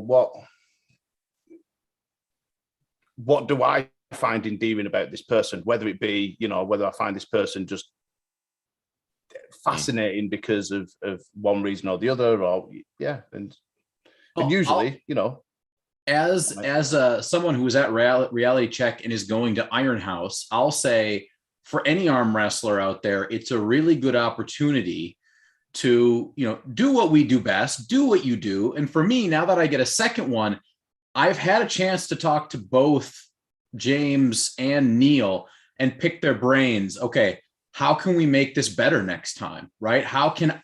Where can I put myself? Right? Like in my match, my right-handed match, I came out and I just went right to the table and I was just like at the table, but I missed, like there was things I missed. There's places I could be. And it's really valuable for all of us arm wrestlers because we're not used to being in front of cameras all the time, but to take those experiences, learn from them, and then, implement them down the road, because we can contribute to how good we end up looking. And that is something that everybody really needs to pay attention to. Are you sort of changing the way that you're preparing, John, for coming over to us? Yes. Yeah. Now that I experienced Reality Check, I think about a lot more things. I run through not only what I'm going to do in the match, but what am I doing before the match? Where am I standing? Where am I going to go? If I win a match, what are some things I can do? Because as much of an arm wrestler as I am, I'm really an actor who happens to be good at arm wrestling.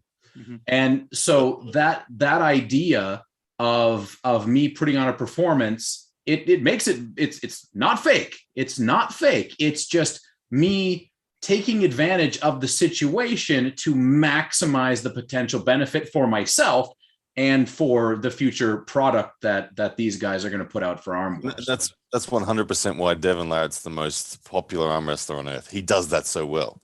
He always look at his entire career. He has Contrary to looked that at the belief, right camera. Contrary to that belief, listen, I love Devon. I really do. And I think contrary to that belief, I think a lot of that was right time, right place. That guy was on YouTube basically when YouTube was birthed. He was making like, go back to his early days of YouTube, and he was doing like, here's how I pronate and here's how I lift. And then he had a few choice matches where he was on TV shows pulling like guys like Shaq or The Mountain that really went, once he crossed like, a certain number, it went bang, bang, bang, bang, bang. But like, it wasn't because he was pulling like, acting. Well, it was because the right time, right place, though. I'm referring to his show. Obviously, his arm wrestling ability combined with right time, right We're place. talking numbers. Schoolboy's more popular than Devon, and Schoolboy doesn't even talk. He doesn't even have a voice box. He doesn't even have a voice box. Schoolboy is a very different category to Devon in terms of who. Schoolboy's not going to get booked for an arm wrestling gig. Devon is. What are you talking about? He got booked for the same gig that Devon did. Yeah, Rob, shut up. Seriously, shut up. You're trying to change this topic. I'm sorry. Your high IQ's reeking nonsense. Devon Larratt, if you look at his arm wars against Michael Todd, if you look at his WAL matches, he is finely tuned to the camera. He's finely tuned because his accolades resound a match even better because of it. He the way he wins. Like I've had conversations with Devon, and look at he makes his wins as glorious as he possibly can. He doesn't just go the shortest, fastest path to victory. He will deliberately make the production amazing. Do you think that's more exciting? Or do you think somebody like... Hell yeah, it's more exciting. I enjoy watching the excitement. When Mike Tyson used to go into boxing and smash motherfuckers' faces off and keep his head down and put people out in one round, everyone still bought pay-per-view. Because it was why Daniel Mosier hasn't had a WAL call up and Devon gets every one. Then Dan Mosier knocks people out. Because the super heavyweight category is flat. To do Iron Mike, you've got to be Iron Mike. A bunch of overweight guys. Yeah, exactly. There can only be one Iron Mike, just as James said. If you want to take that path, you better be the biggest, baddest dude ever. But the fact that Uncle John, the fact that myself, guys who aren't Iron Mike level are still getting matches, attention, and promotions proves my point. But I don't know why you're fighting this point, Rob. It's a dumb point to try to fight. We treat every arm wrestler as themselves. Like not everybody can do what Uncle John can do. Do you know what I mean? No, some of the guys just be themselves, and they come across amazing. I understand that, but when you touch on the fact that why, like when you said Devon's the biggest arm wrestler in the world, so that's the recipe for making it by putting on an act.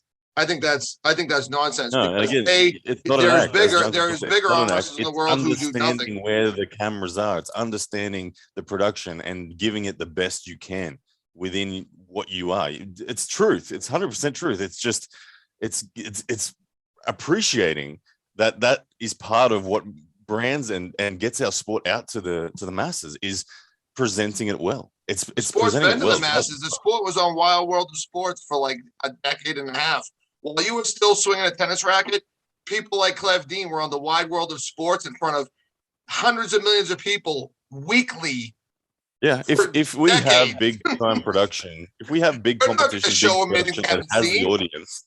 Yeah, look, if ESPN comes back and says we're going to host a massive tournament and they're going to bring an audience no matter what, then yes, the biggest, baddest, strongest dude will be a star on there, and he doesn't need to do anything of what we're talking about in terms of enhancing production.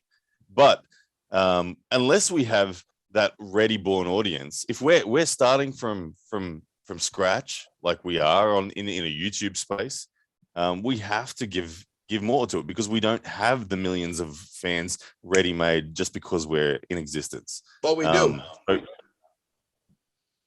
We do. Rob, having watched the Arm Wars videos, the Arm Wars, if you haven't been over and subbed, get over and sub, check out the shows. so you know what we're talking about here, they are put together very, very differently from anything that I've ever seen in my 30 plus years of arm wrestling. Would you prepare differently? How would you present yourself, mate? Would you prepare differently coming over to an Arm Wars again now that you've had the experience of seeing sort of the format and the concept that the show comes out? Because it is different, isn't it? I couldn't be more contrasting to the people on the channel, because my preparation is solely, I'm an athlete getting filmed. I'm coming in as an athlete, and my job is to be an athlete. And part of why I'm there is because I talk and do me and act me as me. I never premeditate what the fuck I'm going to say or do, and it all flows naturally. I might think we're having a good day, it's going to be sunny out, I'm going outside with my swim trunks. And if I don't have my swim trunks, I'm going to bitch that it's raining. But guess what? I don't sit there and think of these things. I am an athlete that then gets caught in the moment. And I think there's something beautiful about the raw in the athlete in the moment and who they are and how they are. I think, to me, it's my take on it. That's what I prepare differently physically. Yes. For the production, no fucking way. That's not even a thought. I show up there and do exactly as I do everywhere I go. Some days I'm happy, some days I'm sad, and what the fuck ever. But I'm not a paid actor. You want to pay me as an actor, then bring me to LA, give me some lessons. Let's put some hair and makeup on and get me a higher paycheck. For fuck's sake, guys, what are we talking about here? Oh, hang on. I'll tell you. We're not trying to get anyone to put on any performances. The different guys bring different things to the table. Uncle John brings that WWE or WWF, whatever it's called now. You know, he brings that character with him. Some of the other guys, like yourself, you just brought yourself. You just turned up on the day and did you. And that, you know, in itself is what we're looking for. It's whatever the guys want to bring to the table, whether it be that whether they've got this built-in charisma that you've got, or John works on his charisma. And, you know, to be fair, most of what John brings to the table is his passion as well. You know, a lot of it is off the cuff passion when he's on the stage. Well, look, here's my perspective go on, sorry, mate. I think that there's a, much like the strong bastard, tricky bastard scale, there's differences in what you need to do, right? So a guy like Rob, who I consider to be very, very near the top, also just has a naturally interesting personality. When Rob speaks, people want to listen. I personally don't have that. I don't have it, right? So I've learned throughout my life to speak a certain way that attempts to draw people in, to behave in a certain way that enhances what I am good at. Because if I just go in and I'm like, I'm just going to be myself, I'm going to be like, hey, you guys like stuff? Yeah, huh? Yeah. And then I'm going to fuck it all up and smell up the joint. But if I can think about it and I can hit certain keys and tell a little bit of a story along the way, a guy like me who, you know, I may never reach that high point, but I don't take any, like for me, I don't have any negative feelings about utilizing my other abilities to advance my arm wrestling career. Yeah. Now you see what I like about this? That was a healthy rebuttal. And some people get upset when I say things that turn them wrong. I like a healthy rebuttal. And for that, you made a great point. So I'll say, touche, John. Good on you, motherfucker. I like what you said. Doesn't have to always be. It's all right, Rob. I very much understand that anytime I speak, I'm automatically confrontation with you. So it's fine. I get it. You ripping your shirt off at WAL, that was just you being you. That wasn't anything about stagemanship and showmanship at all. I'm sure you do that every time you go to the friggin' shower. You just rip shirts off and get in. You don't bother. Well, actually, Ryan, I don't take a shower with my shirt on. Think about it. I know. I'm saying you probably rip it. I do rip my shirt off before I go in the shower. Take it off normally. Yeah, I didn't rip my shirt off there. I actually took it off like a human being. And if that was a shower there, I would have then jumped in, use soap like I normally do. That's actually what I do in a shower. Thanks. Yeah. Good point. Sometimes I've kept my IQ just got dropped down like 135. I don't want to embarrass anybody. There's a mirror in there. know what I'm saying? So I don't need that. Having said that, on that same point, Rob, if I had a physique like you had when I was going into the WAL, I wouldn't have showed up at the fucking event with a shirt on. Let me tell you that. It really is out of I character. walk around all day like it's, It's out of character. It wasn't for the show. It was just like sometimes people don't understand when you get that burp of like adrenaline. You gotta understand, Craig Toulier was a ghost for me.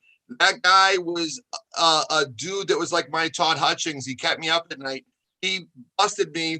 I knew I was capable of more against him, and he busted my fucking ass in front of my hometown, in front of the people who came out to see me, and he embarrassed me, and he felt like a freight train that was one-way traffic doing it. So the only way I could feel better about it was getting that W. And he came into that match heavier, more trained, stronger, self-professed to you, way more confident. And I beat him. So for me, it was a huge thing. And I don't know, things happen. I get possessed by the spirit of arm wrestling or some shit. And next thing you know, my clothes are off. I've been possessed by a lot of spirits. My clothes have come off. And this shit happens, bro. Can someone please get that soundbite for me? Clip that. Somebody clip that and send it me. Absolutely awesome. I'm going to knock over a couple of super chats. Hermes Graspawini, thanks for your super chat, mate. But I didn't think I'd see I like that name. Yeah.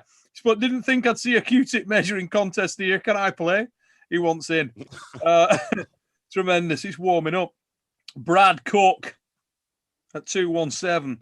And he's just wanted to wish everyone on the cast today the best of luck this year. Can't wait to see what's in the store for the sport overall. Thank you, mate. If you're not sub to 217, get over there. Check it out. Brad Cook, bad dude. Oh, Kirsten Prodigy with a super chat. Kirsten Prodigy, just in case you weren't on the chat earlier on, this is the fellow we were talking about who will be pulling Božidar Simeonov over in Malta soon. So to give you some context, relatively unknown individual, very impressive, very powerful man, but relatively unknown in terms of overall resume. And he's going to be pulling a multiple world champion and one of the guys who's in the conversation for the best in the world at 80 kilos, Božidar Simeonov, who is an animal. And Kirsten's just put, I'll prove you guys wrong. 5 more weeks to showtime. Ryan, you'll find my ass in Australia after I shock the world. Actually, I want to weigh in on that, dude. Somewhere we got off that conversation, and I wanted to weigh in on him because we kind of like 2 people weighed in and we got off. And I think Ryan just finished up touching saying how Kirsten was very strong, and then, you know, Božidar is Božidar, and of course he's amazing and great and the fundamentals and all that stuff. But a fact in combat sports, it happens all the time. Everybody is a nobody until they're a somebody, until they do some weird shit. We're all no names. Denisai Flankov was a no name until he showed up at a tournament and did something that was like, what the fuck? So was John Brzenk. So was Devon. So was everybody. So could this be the guy that this is his coming out party? Who knows? I watch his videos. I'm subscribed to his channel. I watch his lifts. And I love what he's doing. And I watch all of it, and his lifts are very impressive. So I think he has the strength and the right angles. And I think he understands arm wrestling. He's a student of the game. Can he be Božidar? Božidar's a fucking animal. Let's not mince words about it. He's a fucking animal. But could he? He might. He might. And everybody's a nobody till somebody, because in 2 years from now, you might be saying, can this guy be Kirsten Prodigy? No way. No way. He might be the new dude. It's possible. It's possible. You can't say I don't think anyone's denying that. Of course it is. Possible. I've got Božidar just on experience. I think the experience counts. And Božidar's got a great deal of experience. That's really the thing. However powerful you are, ordinarily experience counts. Big match experience, being in the trenches. You know, we know this. That's why I've got Božidar. I respect Kirsten. Kirsten's a great dude, and his enthusiasm will buy people in. You know, that's been done a number of times in the last couple of years. Enthusiastic people can buy others into that journey, and it's a good thing. It's an exciting thing. But a lot of the time, you've got to boil it down to where do I think that match is really going to go and analyze it. And in my mind, when I do that, at the moment, I struggle to see an area where he could be so much more powerful than Božidar that he could make that experience count. As I say, there to be proven wrong, but that's just the hill I'm going to die Is on. Boji the best guy in the world right now? Is he He's the best there. guy at that weight? It's always a difficult thing to make. Samushia's up there. There's a number of guys that are right there, but Hams. Who's the current world champ? World Lash champ is this year. Ojda. No, he's not. Yeah. No, right. Isn't he? Right. Or did he win left and Vlad won right? I'm sure he won right. Oh, Oh, no, yeah, Vlad it was won the other way right. around. But it flick-flacked. It was the other way around. I thought Vlad won right. But With the shoulder roll. Mm. Ooh, the flip flop. I actually made a video about this. I should know this. Yeah. Never mind.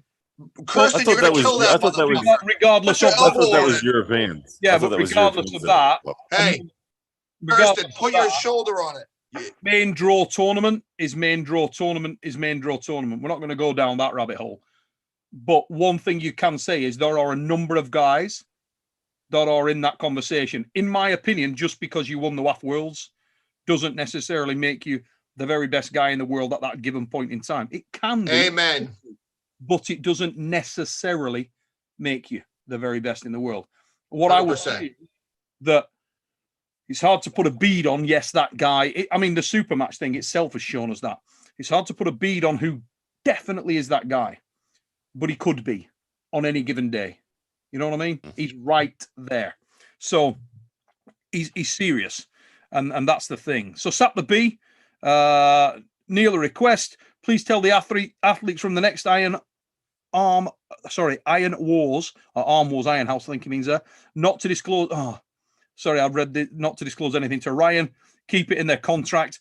Don't worry, mate. We're not going to be putting any lives out, so we hope to keep control of everything. And myself and Ryan discussed that after the event. We're all good. What's in the date on that, by the way? Next weekend. This week. Stuff Next comes out. weekend? Yeah. This week, yeah. Mhm. Holy shit. When's the one after that? We will probably be looking at April, May, realistically. I want to go.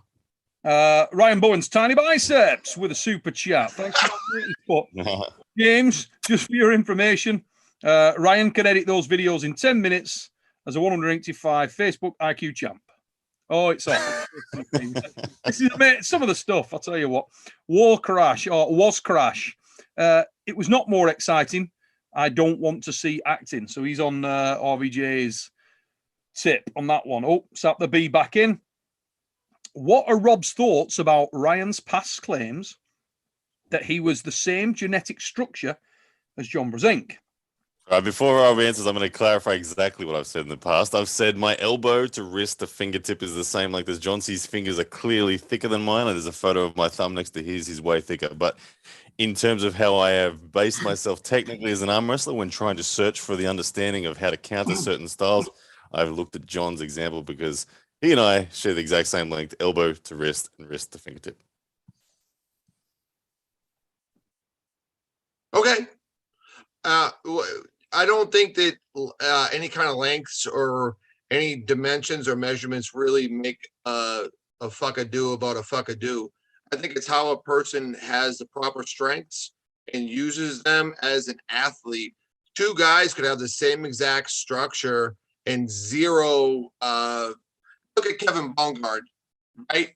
He's the tallest, longest, rangiest guy, yet he chops in and carves in and comes down on people. Same guys with his build are popping people from the top. Some guys have strong hands, some guys have weak hands. It all depends on, there's so many more factors that make it than just your measurements, your length. There are guys, if that was the case, then guys like Rustam and Sasha wouldn't be any good. They found how to carve their own niche. So what do I think about them saying that? If that's what they're saying, then I don't, I'm not going to rebuttal it. I think it's crazy. Okay, yes, I think it's crazy because Ryan, when I was watching videos of you back when you first got on YouTube, you were 170 pounds and you had like tube socks and like your tennis shorts on and you looked like a little kid. And now you're talking about 220-pound John Brzenk with the same bone structure. No, you didn't have the same bone structure. Somewhere along the line, you got the same bone structure, but not. You think my arm has gotten longer? Well, your fucking wrist got fatter. Why couldn't your arm get longer? I'd be surprised. Riddle me I that. don't have historical data on the length of my arm. Did your wrist actually grow? Yes or no? Yeah, 100%. My wrists have grown, How both much? left and right. How much? I think an inch and a half on my right. Inch and a half? Holy fucking smokes. Look at this shit. I've been doing blue collar work my whole life. The hardest, most rigorous, most fucking slave driven, fucking cracking slave work my whole life. And I'm older than you. And I come from a genetic fucking freak in my father who looks How old like are you? 41. Jeez. Yeah. That's not older than you. Can you do math at 150 IQ or not? How old are you, motherfucker? I'm 36. Yeah, exactly. That means I'm older. So anyways, my father's got big bones, big hands, big everything. Yeah, I did everything. I squeezed everything. I swung everything. I fucking broke everything. Then I got into grip sport. Then I lifted weights. Then I arm wrestled. Then I did all the curls and everything. Guess how much my wrist grew in all that time? Guess, Ryan. You got the 150 IQ. You're the one human on earth whose wrist doesn't get thicker with arm wrestling. I know you're somehow no. trapped in I'm this the little one world where natural arm weights don't wrestler. affect your I'm the wrist. one natural arm wrestler whose wrist doesn't go with arm Never wrestling. paid fucking attention. You've never paid attention to your own wrist. People have doubted me in this in the past, and then 12 months later they've messaged me and said, "Hey, dude, you know what? Actually, I've been arm wrestling for 12 months, and I've put on a half an inch in 12 months in my wrist. It's not my bone changing an inch and a half. It's the soft tissue. It's the meat bag that is." Listen, sell it to the people who want oceanfront property in Ohio. Seriously, okay, I will challenge anyone that's a consistent arm wrestler. Measure your wrist today, measure your wrist in 2 years' time. Tell me what's the difference. I guarantee. Let me ask you a question. Because of my metal class watch getting tighter and tighter and tighter. Go, oh, look at this. I used to wear this metal class watch easily. Now I can no longer wear the metal class watch. Buddy. My left, which I don't arm wrestle on. Okay, I don't train this. Guess what? All right, this is an inch. This is yes or no. Right. This is a Mensa. I'm not asking you to put together the program. Don't decode this. Don't decode this. Yes or no? Was that game drug free? Was that game drug free up until Zlotito? Absolutely. So 2000. Eat a fucking dick if you say anything otherwise. Eat a giant fucking. I literally just told you. Dick. I started 2013 with a 7.5 inch wrist, and then it still gets flopped backwards. Here's how you should kill yourself. It still gets flopped backwards. If my wrist grew an inch and a half and it still went backwards, I would actually take my car, put it in 6th gear, go as fast as I could into the nearest bridge abutment I could find. That'd be very tragic for you. I'd be very sad if you did that. Well, I would probably make a video about it. Unlike you. Has anybody literally comment for me? Has anybody developed an awareness of their own wrist? An inch and a half on a fucking wrist? Are you out of your mind, bro? I was in grip sport my whole life. I was in grip sport. That's you're identifying something straight away. You were in a grip sport your whole life, so you straight away were developing. Is that what you're saying, Brian? By the time you were a teenager, you had the connective tissue, you had the soft tissue. I came from a sport that was not developing my hand and wrist like arm wrestling. Okay, your tendons don't grow that much, Brian. Who does use their hands their entire life, and what happens? Their hands and wrists thicken. Do you think John Brzenk started with the same thickness fingers he has right now compared to when he was a teenager? Buddy, an inch and a half is absurd. An inch and a half is absurd. Oh. So just say it's fucking growth hormone. You didn't make any of those gains until Todd Hudson showed up. Say it. Own it, motherfucker. It's a load of shit, Rob. It's a load of shit, Rob. You know what? You weren't worth shit until you started getting these training programs. Own it. Fucking own it. Own it, and I'll let you off the hook. Own it, and I'll let you off the hook. No, not at all. I'll happily dance on the hook with this one with you, Rob. That's a fact. I've got an inch on my waist over Christmas. That counts. Dude, an inch and a half on your waist is a motherfucker. Never mind a wrist. Oh, it is, because I can't get in my 38. Dudes work out their whole lives and through biceps and triceps can't put on an inch and a half. Yet, with something that has no meat, no fucking meat, you can put on an inch and a half. Motherfucker, I'm going to put you on blast. Own it. If you own it, I'll let you off. I will release you Like I from it. said, I will release you from the you can Just say bring I it all did. you want. Bring it all Just you want. own it, Go and motherfucker. look back. Go and look. I'm pretty sure there's even videos of me measuring my wrist prior to my first ever nationals win. Go and look at it. And you'll see that my wrist grew. And like I said, I literally go and ask anyone else in your damn club. Uncle John, you're an arm wrestler. Has your wrist changed over the years? I don't know. Yeah, I'm 1/8 not of an inch. high enough IQ to read a tape measure. I'm out of my league. Uncle John, answer the question. How much has your wrist gone up over the years? It hasn't gone up, Ryan. I weighed 320 fucking pounds, and now I weigh 200 pounds. Yeah, yours has gone down. That's another. That's your second really good rebuttal in the same show twice. One show. Like I said, I've had people who didn't believe that wrists change in arm wrestling message me a year later after being critical of me and say, well, look, man, I believe you now. My wrist has gone up 1/2 inch in a year because I'm in my second year of arm wrestling now or whatever. I've been 9 years in arm wrestling. That's what's changed in me. And knock over a couple of super chats, sap the beak, and flying back in. Ryan's IQ dropped by 44% during this live. We've also got another super chat that just flew in, which I'll knock over, which is from Alan Cadrick, and it says, Rob is raging faster than a pensioner when he doesn't get a pension on Monday. Heather, lend him some beer, for God's sake. He's talking some trash tonight without it. Let's have a look. We got Blue Monstrosity. Thanks very much for your super chat, mate. He's put, Ryan, please address the post on Reddit where someone got injured from your beginner program where you denied it. You claim 140 kilogram bench press. Proof. Oh, 140 kilos. Yeah, I benched 140 kilos when I was in the military at age 23. So I was a soldier in the Australian Army. I haven't bench pressed since I was in the military. But 140 kilos is my best ever lift on bench. If I go and bench now, I can bench about 110 is what I can bench. As a non-benching athlete, I don't do it ever. I don't like it. Little bit of 140 kilos in the military. A little bit of off-topic information, or on topic, but slightly different there.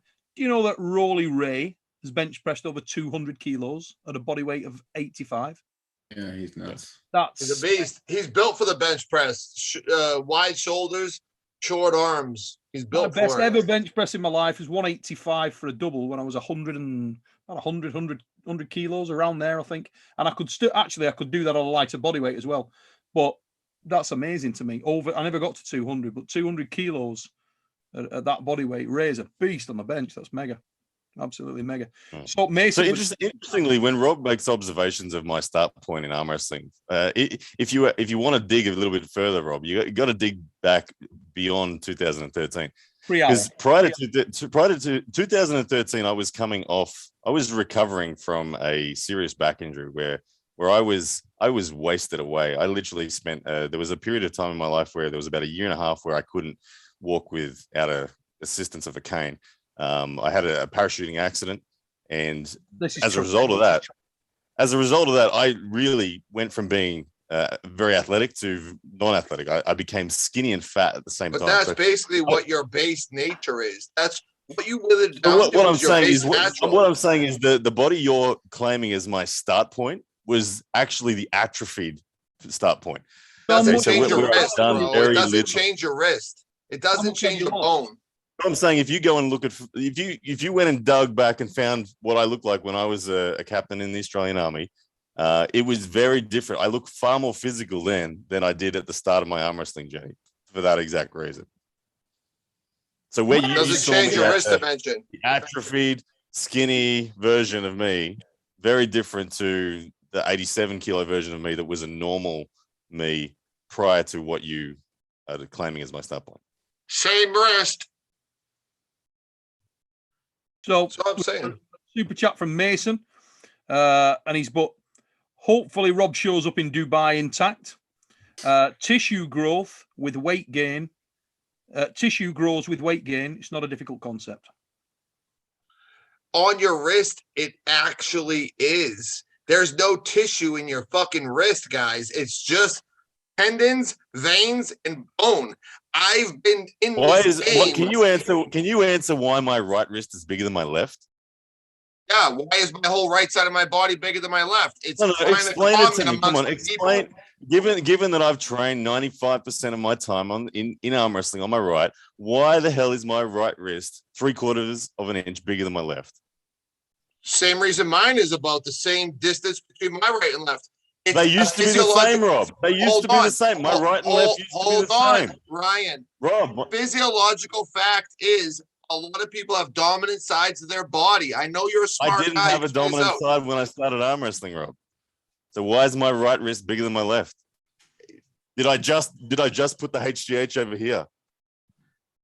Maybe. I don't know how it works. I gotta research that. You got no idea. 1.5 inches on your wrist, Ryan. Are you gonna deny it? No, I've said that a million times. Are you gonna deny it? Are you gonna deny it? That 1.5 inches has developed on my wrist. Are you gonna say that it wasn't from the fucking drugs? Yeah, it was not from that. I like I said, I took steroids going into Zloty. I've taken it in between then for different matches. From 2013 to 2019, there was nothing. You know what, man? See, if you can't be truthful with me, we can't have a real conversation. I could be cool with you. I could even have a beer with you.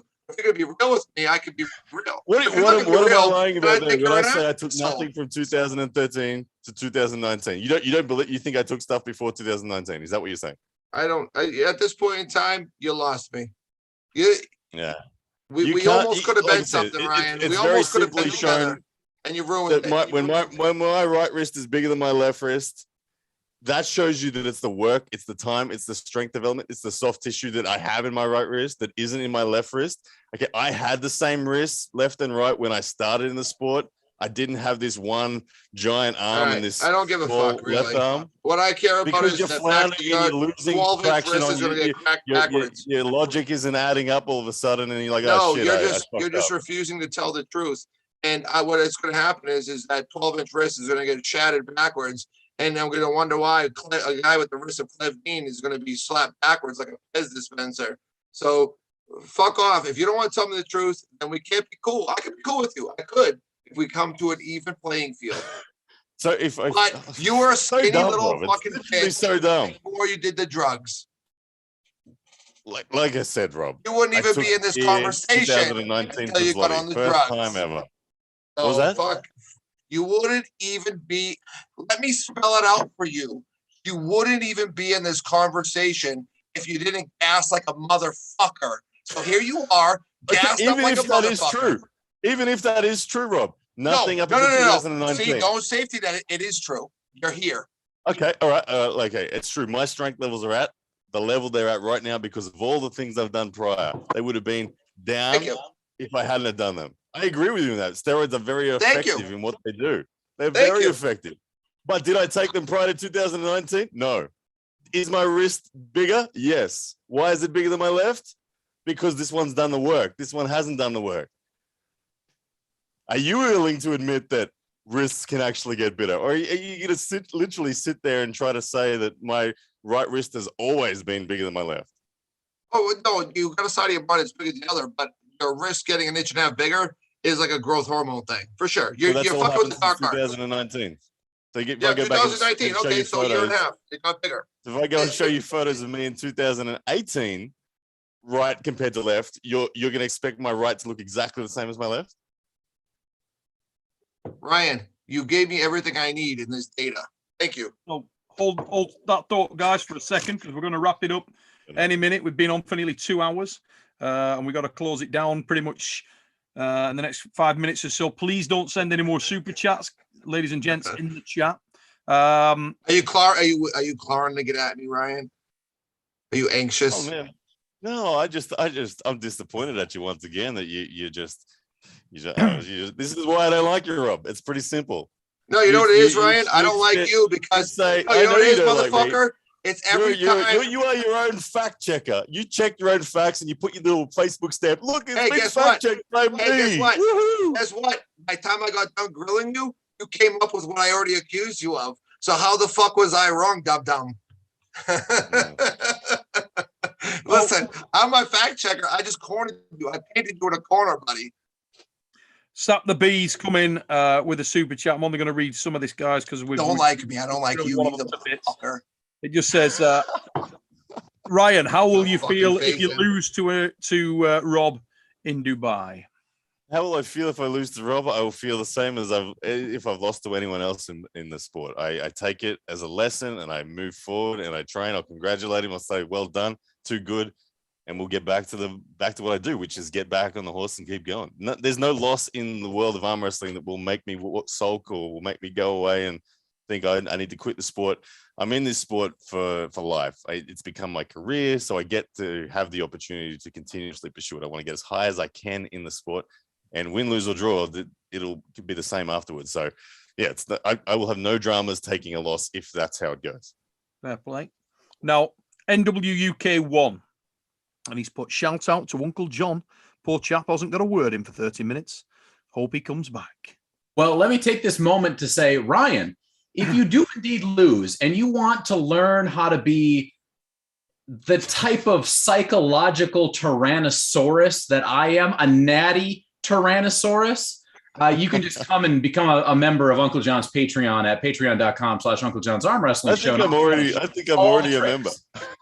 Well, you can upgrade. You can upgrade. So Roger Cangingham with a super chat, mate. Roger, how you doing, brother? He's put, Ryan, Synth holds his wrist for a strap advantage. And he also training on the riser. Are you really going to use a riser, Ryan? You're taller than me. Are you really going to use a riser? Just say it here now. Are you trolling me or are you really using a riser? I'm going to let you be the judge of that, but you should see how easy it is to force a bone-on-bone situation when I'm on a riser. Oh, my goodness. No one can fucking The problem is you think that your arm is stronger than mine. That's hilarious. Well, like I said, I'll offer it to you again right now if you want. Round one, I'll start with you. Here's the deal. I just want you to say you're getting on a riser. No, Rob. Here's the deal. I will start with you out of straps, which is I know is something you really want. I'll start with you. I'll take that fair grip. I won't dick around. I won't re-chalk. I won't do anything. And go like this. I'll start with you. Round one. If we start in a supinated hook, I'll start with you. Round one out of straps. What a little bitch you are. Why don't you put me there? No, I'm just offering you something. And you're gonna get on a riser. So you want me to start with you protecting your hand, and you want to get on a riser. And for you're the taller guy. Look, I'm just offering you things. You can either say, I can offer you things too. I got a dick sandwich over here and a cock muffin over here. Which one do you want to have a dozen of? What was option two? Cock muffin. Go for the cock muffin. Nice. Is that what you're making in your business? You got cock muffins and dick sandwiches? You should be surprised how many Australians I sell them to. Actually, I'm taking over the Australian market. I'm a master at it. I am actually I'm going to set up satellite companies right in your hometown because they're buying so many of them. I can't get enough. I'll invest. I'll happily invest in that. Clearly, because outside pressure, we're muffins? already ready. Of course you would. Like that. Of course you good would. To go. Yeah, good to go. Just put my naming rights on it there, and I'll be good. So you'll put your hands on cock muffins.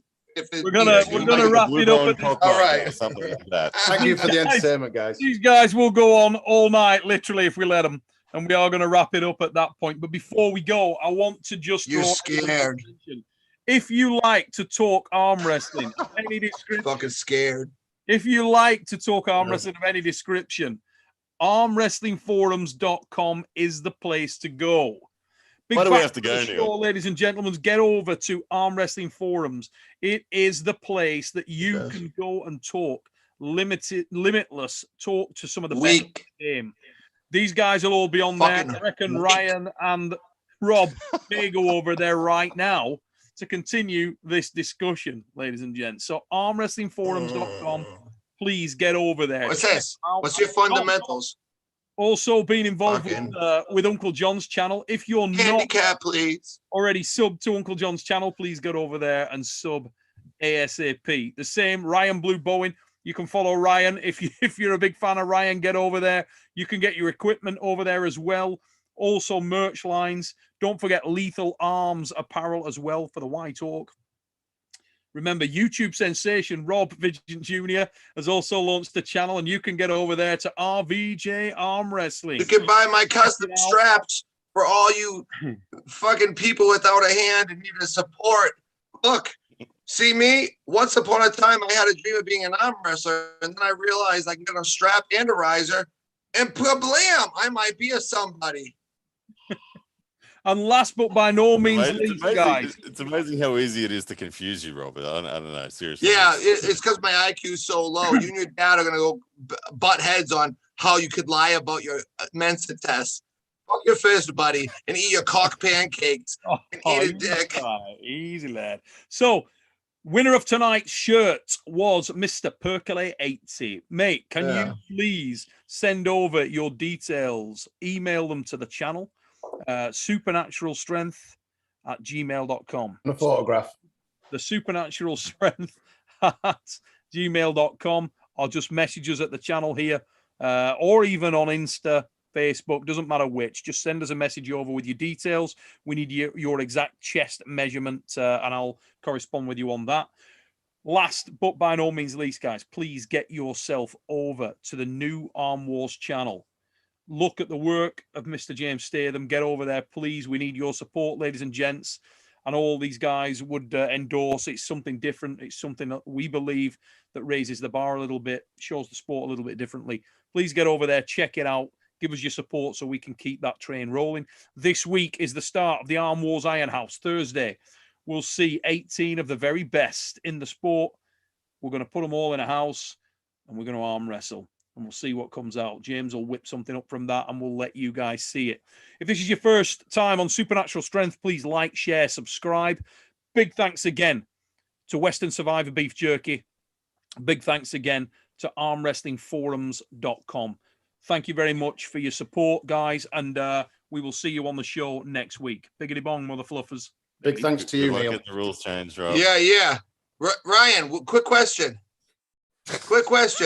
I heard through the rumor mill you were gonna run up in my grill in Dubai and call me a pussy. Is this true? Well, I think you are a pussy with the whole change the rules thing. Absolutely. Don't make it an asterisk. Are you gonna run up on me and do that? Crying about needing the rules changed is definitely pussy material. So there you go. I've already said it.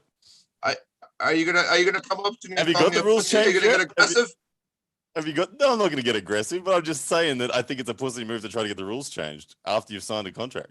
I think it's a pussy move that I saw you trying to get away from everything you said you would do.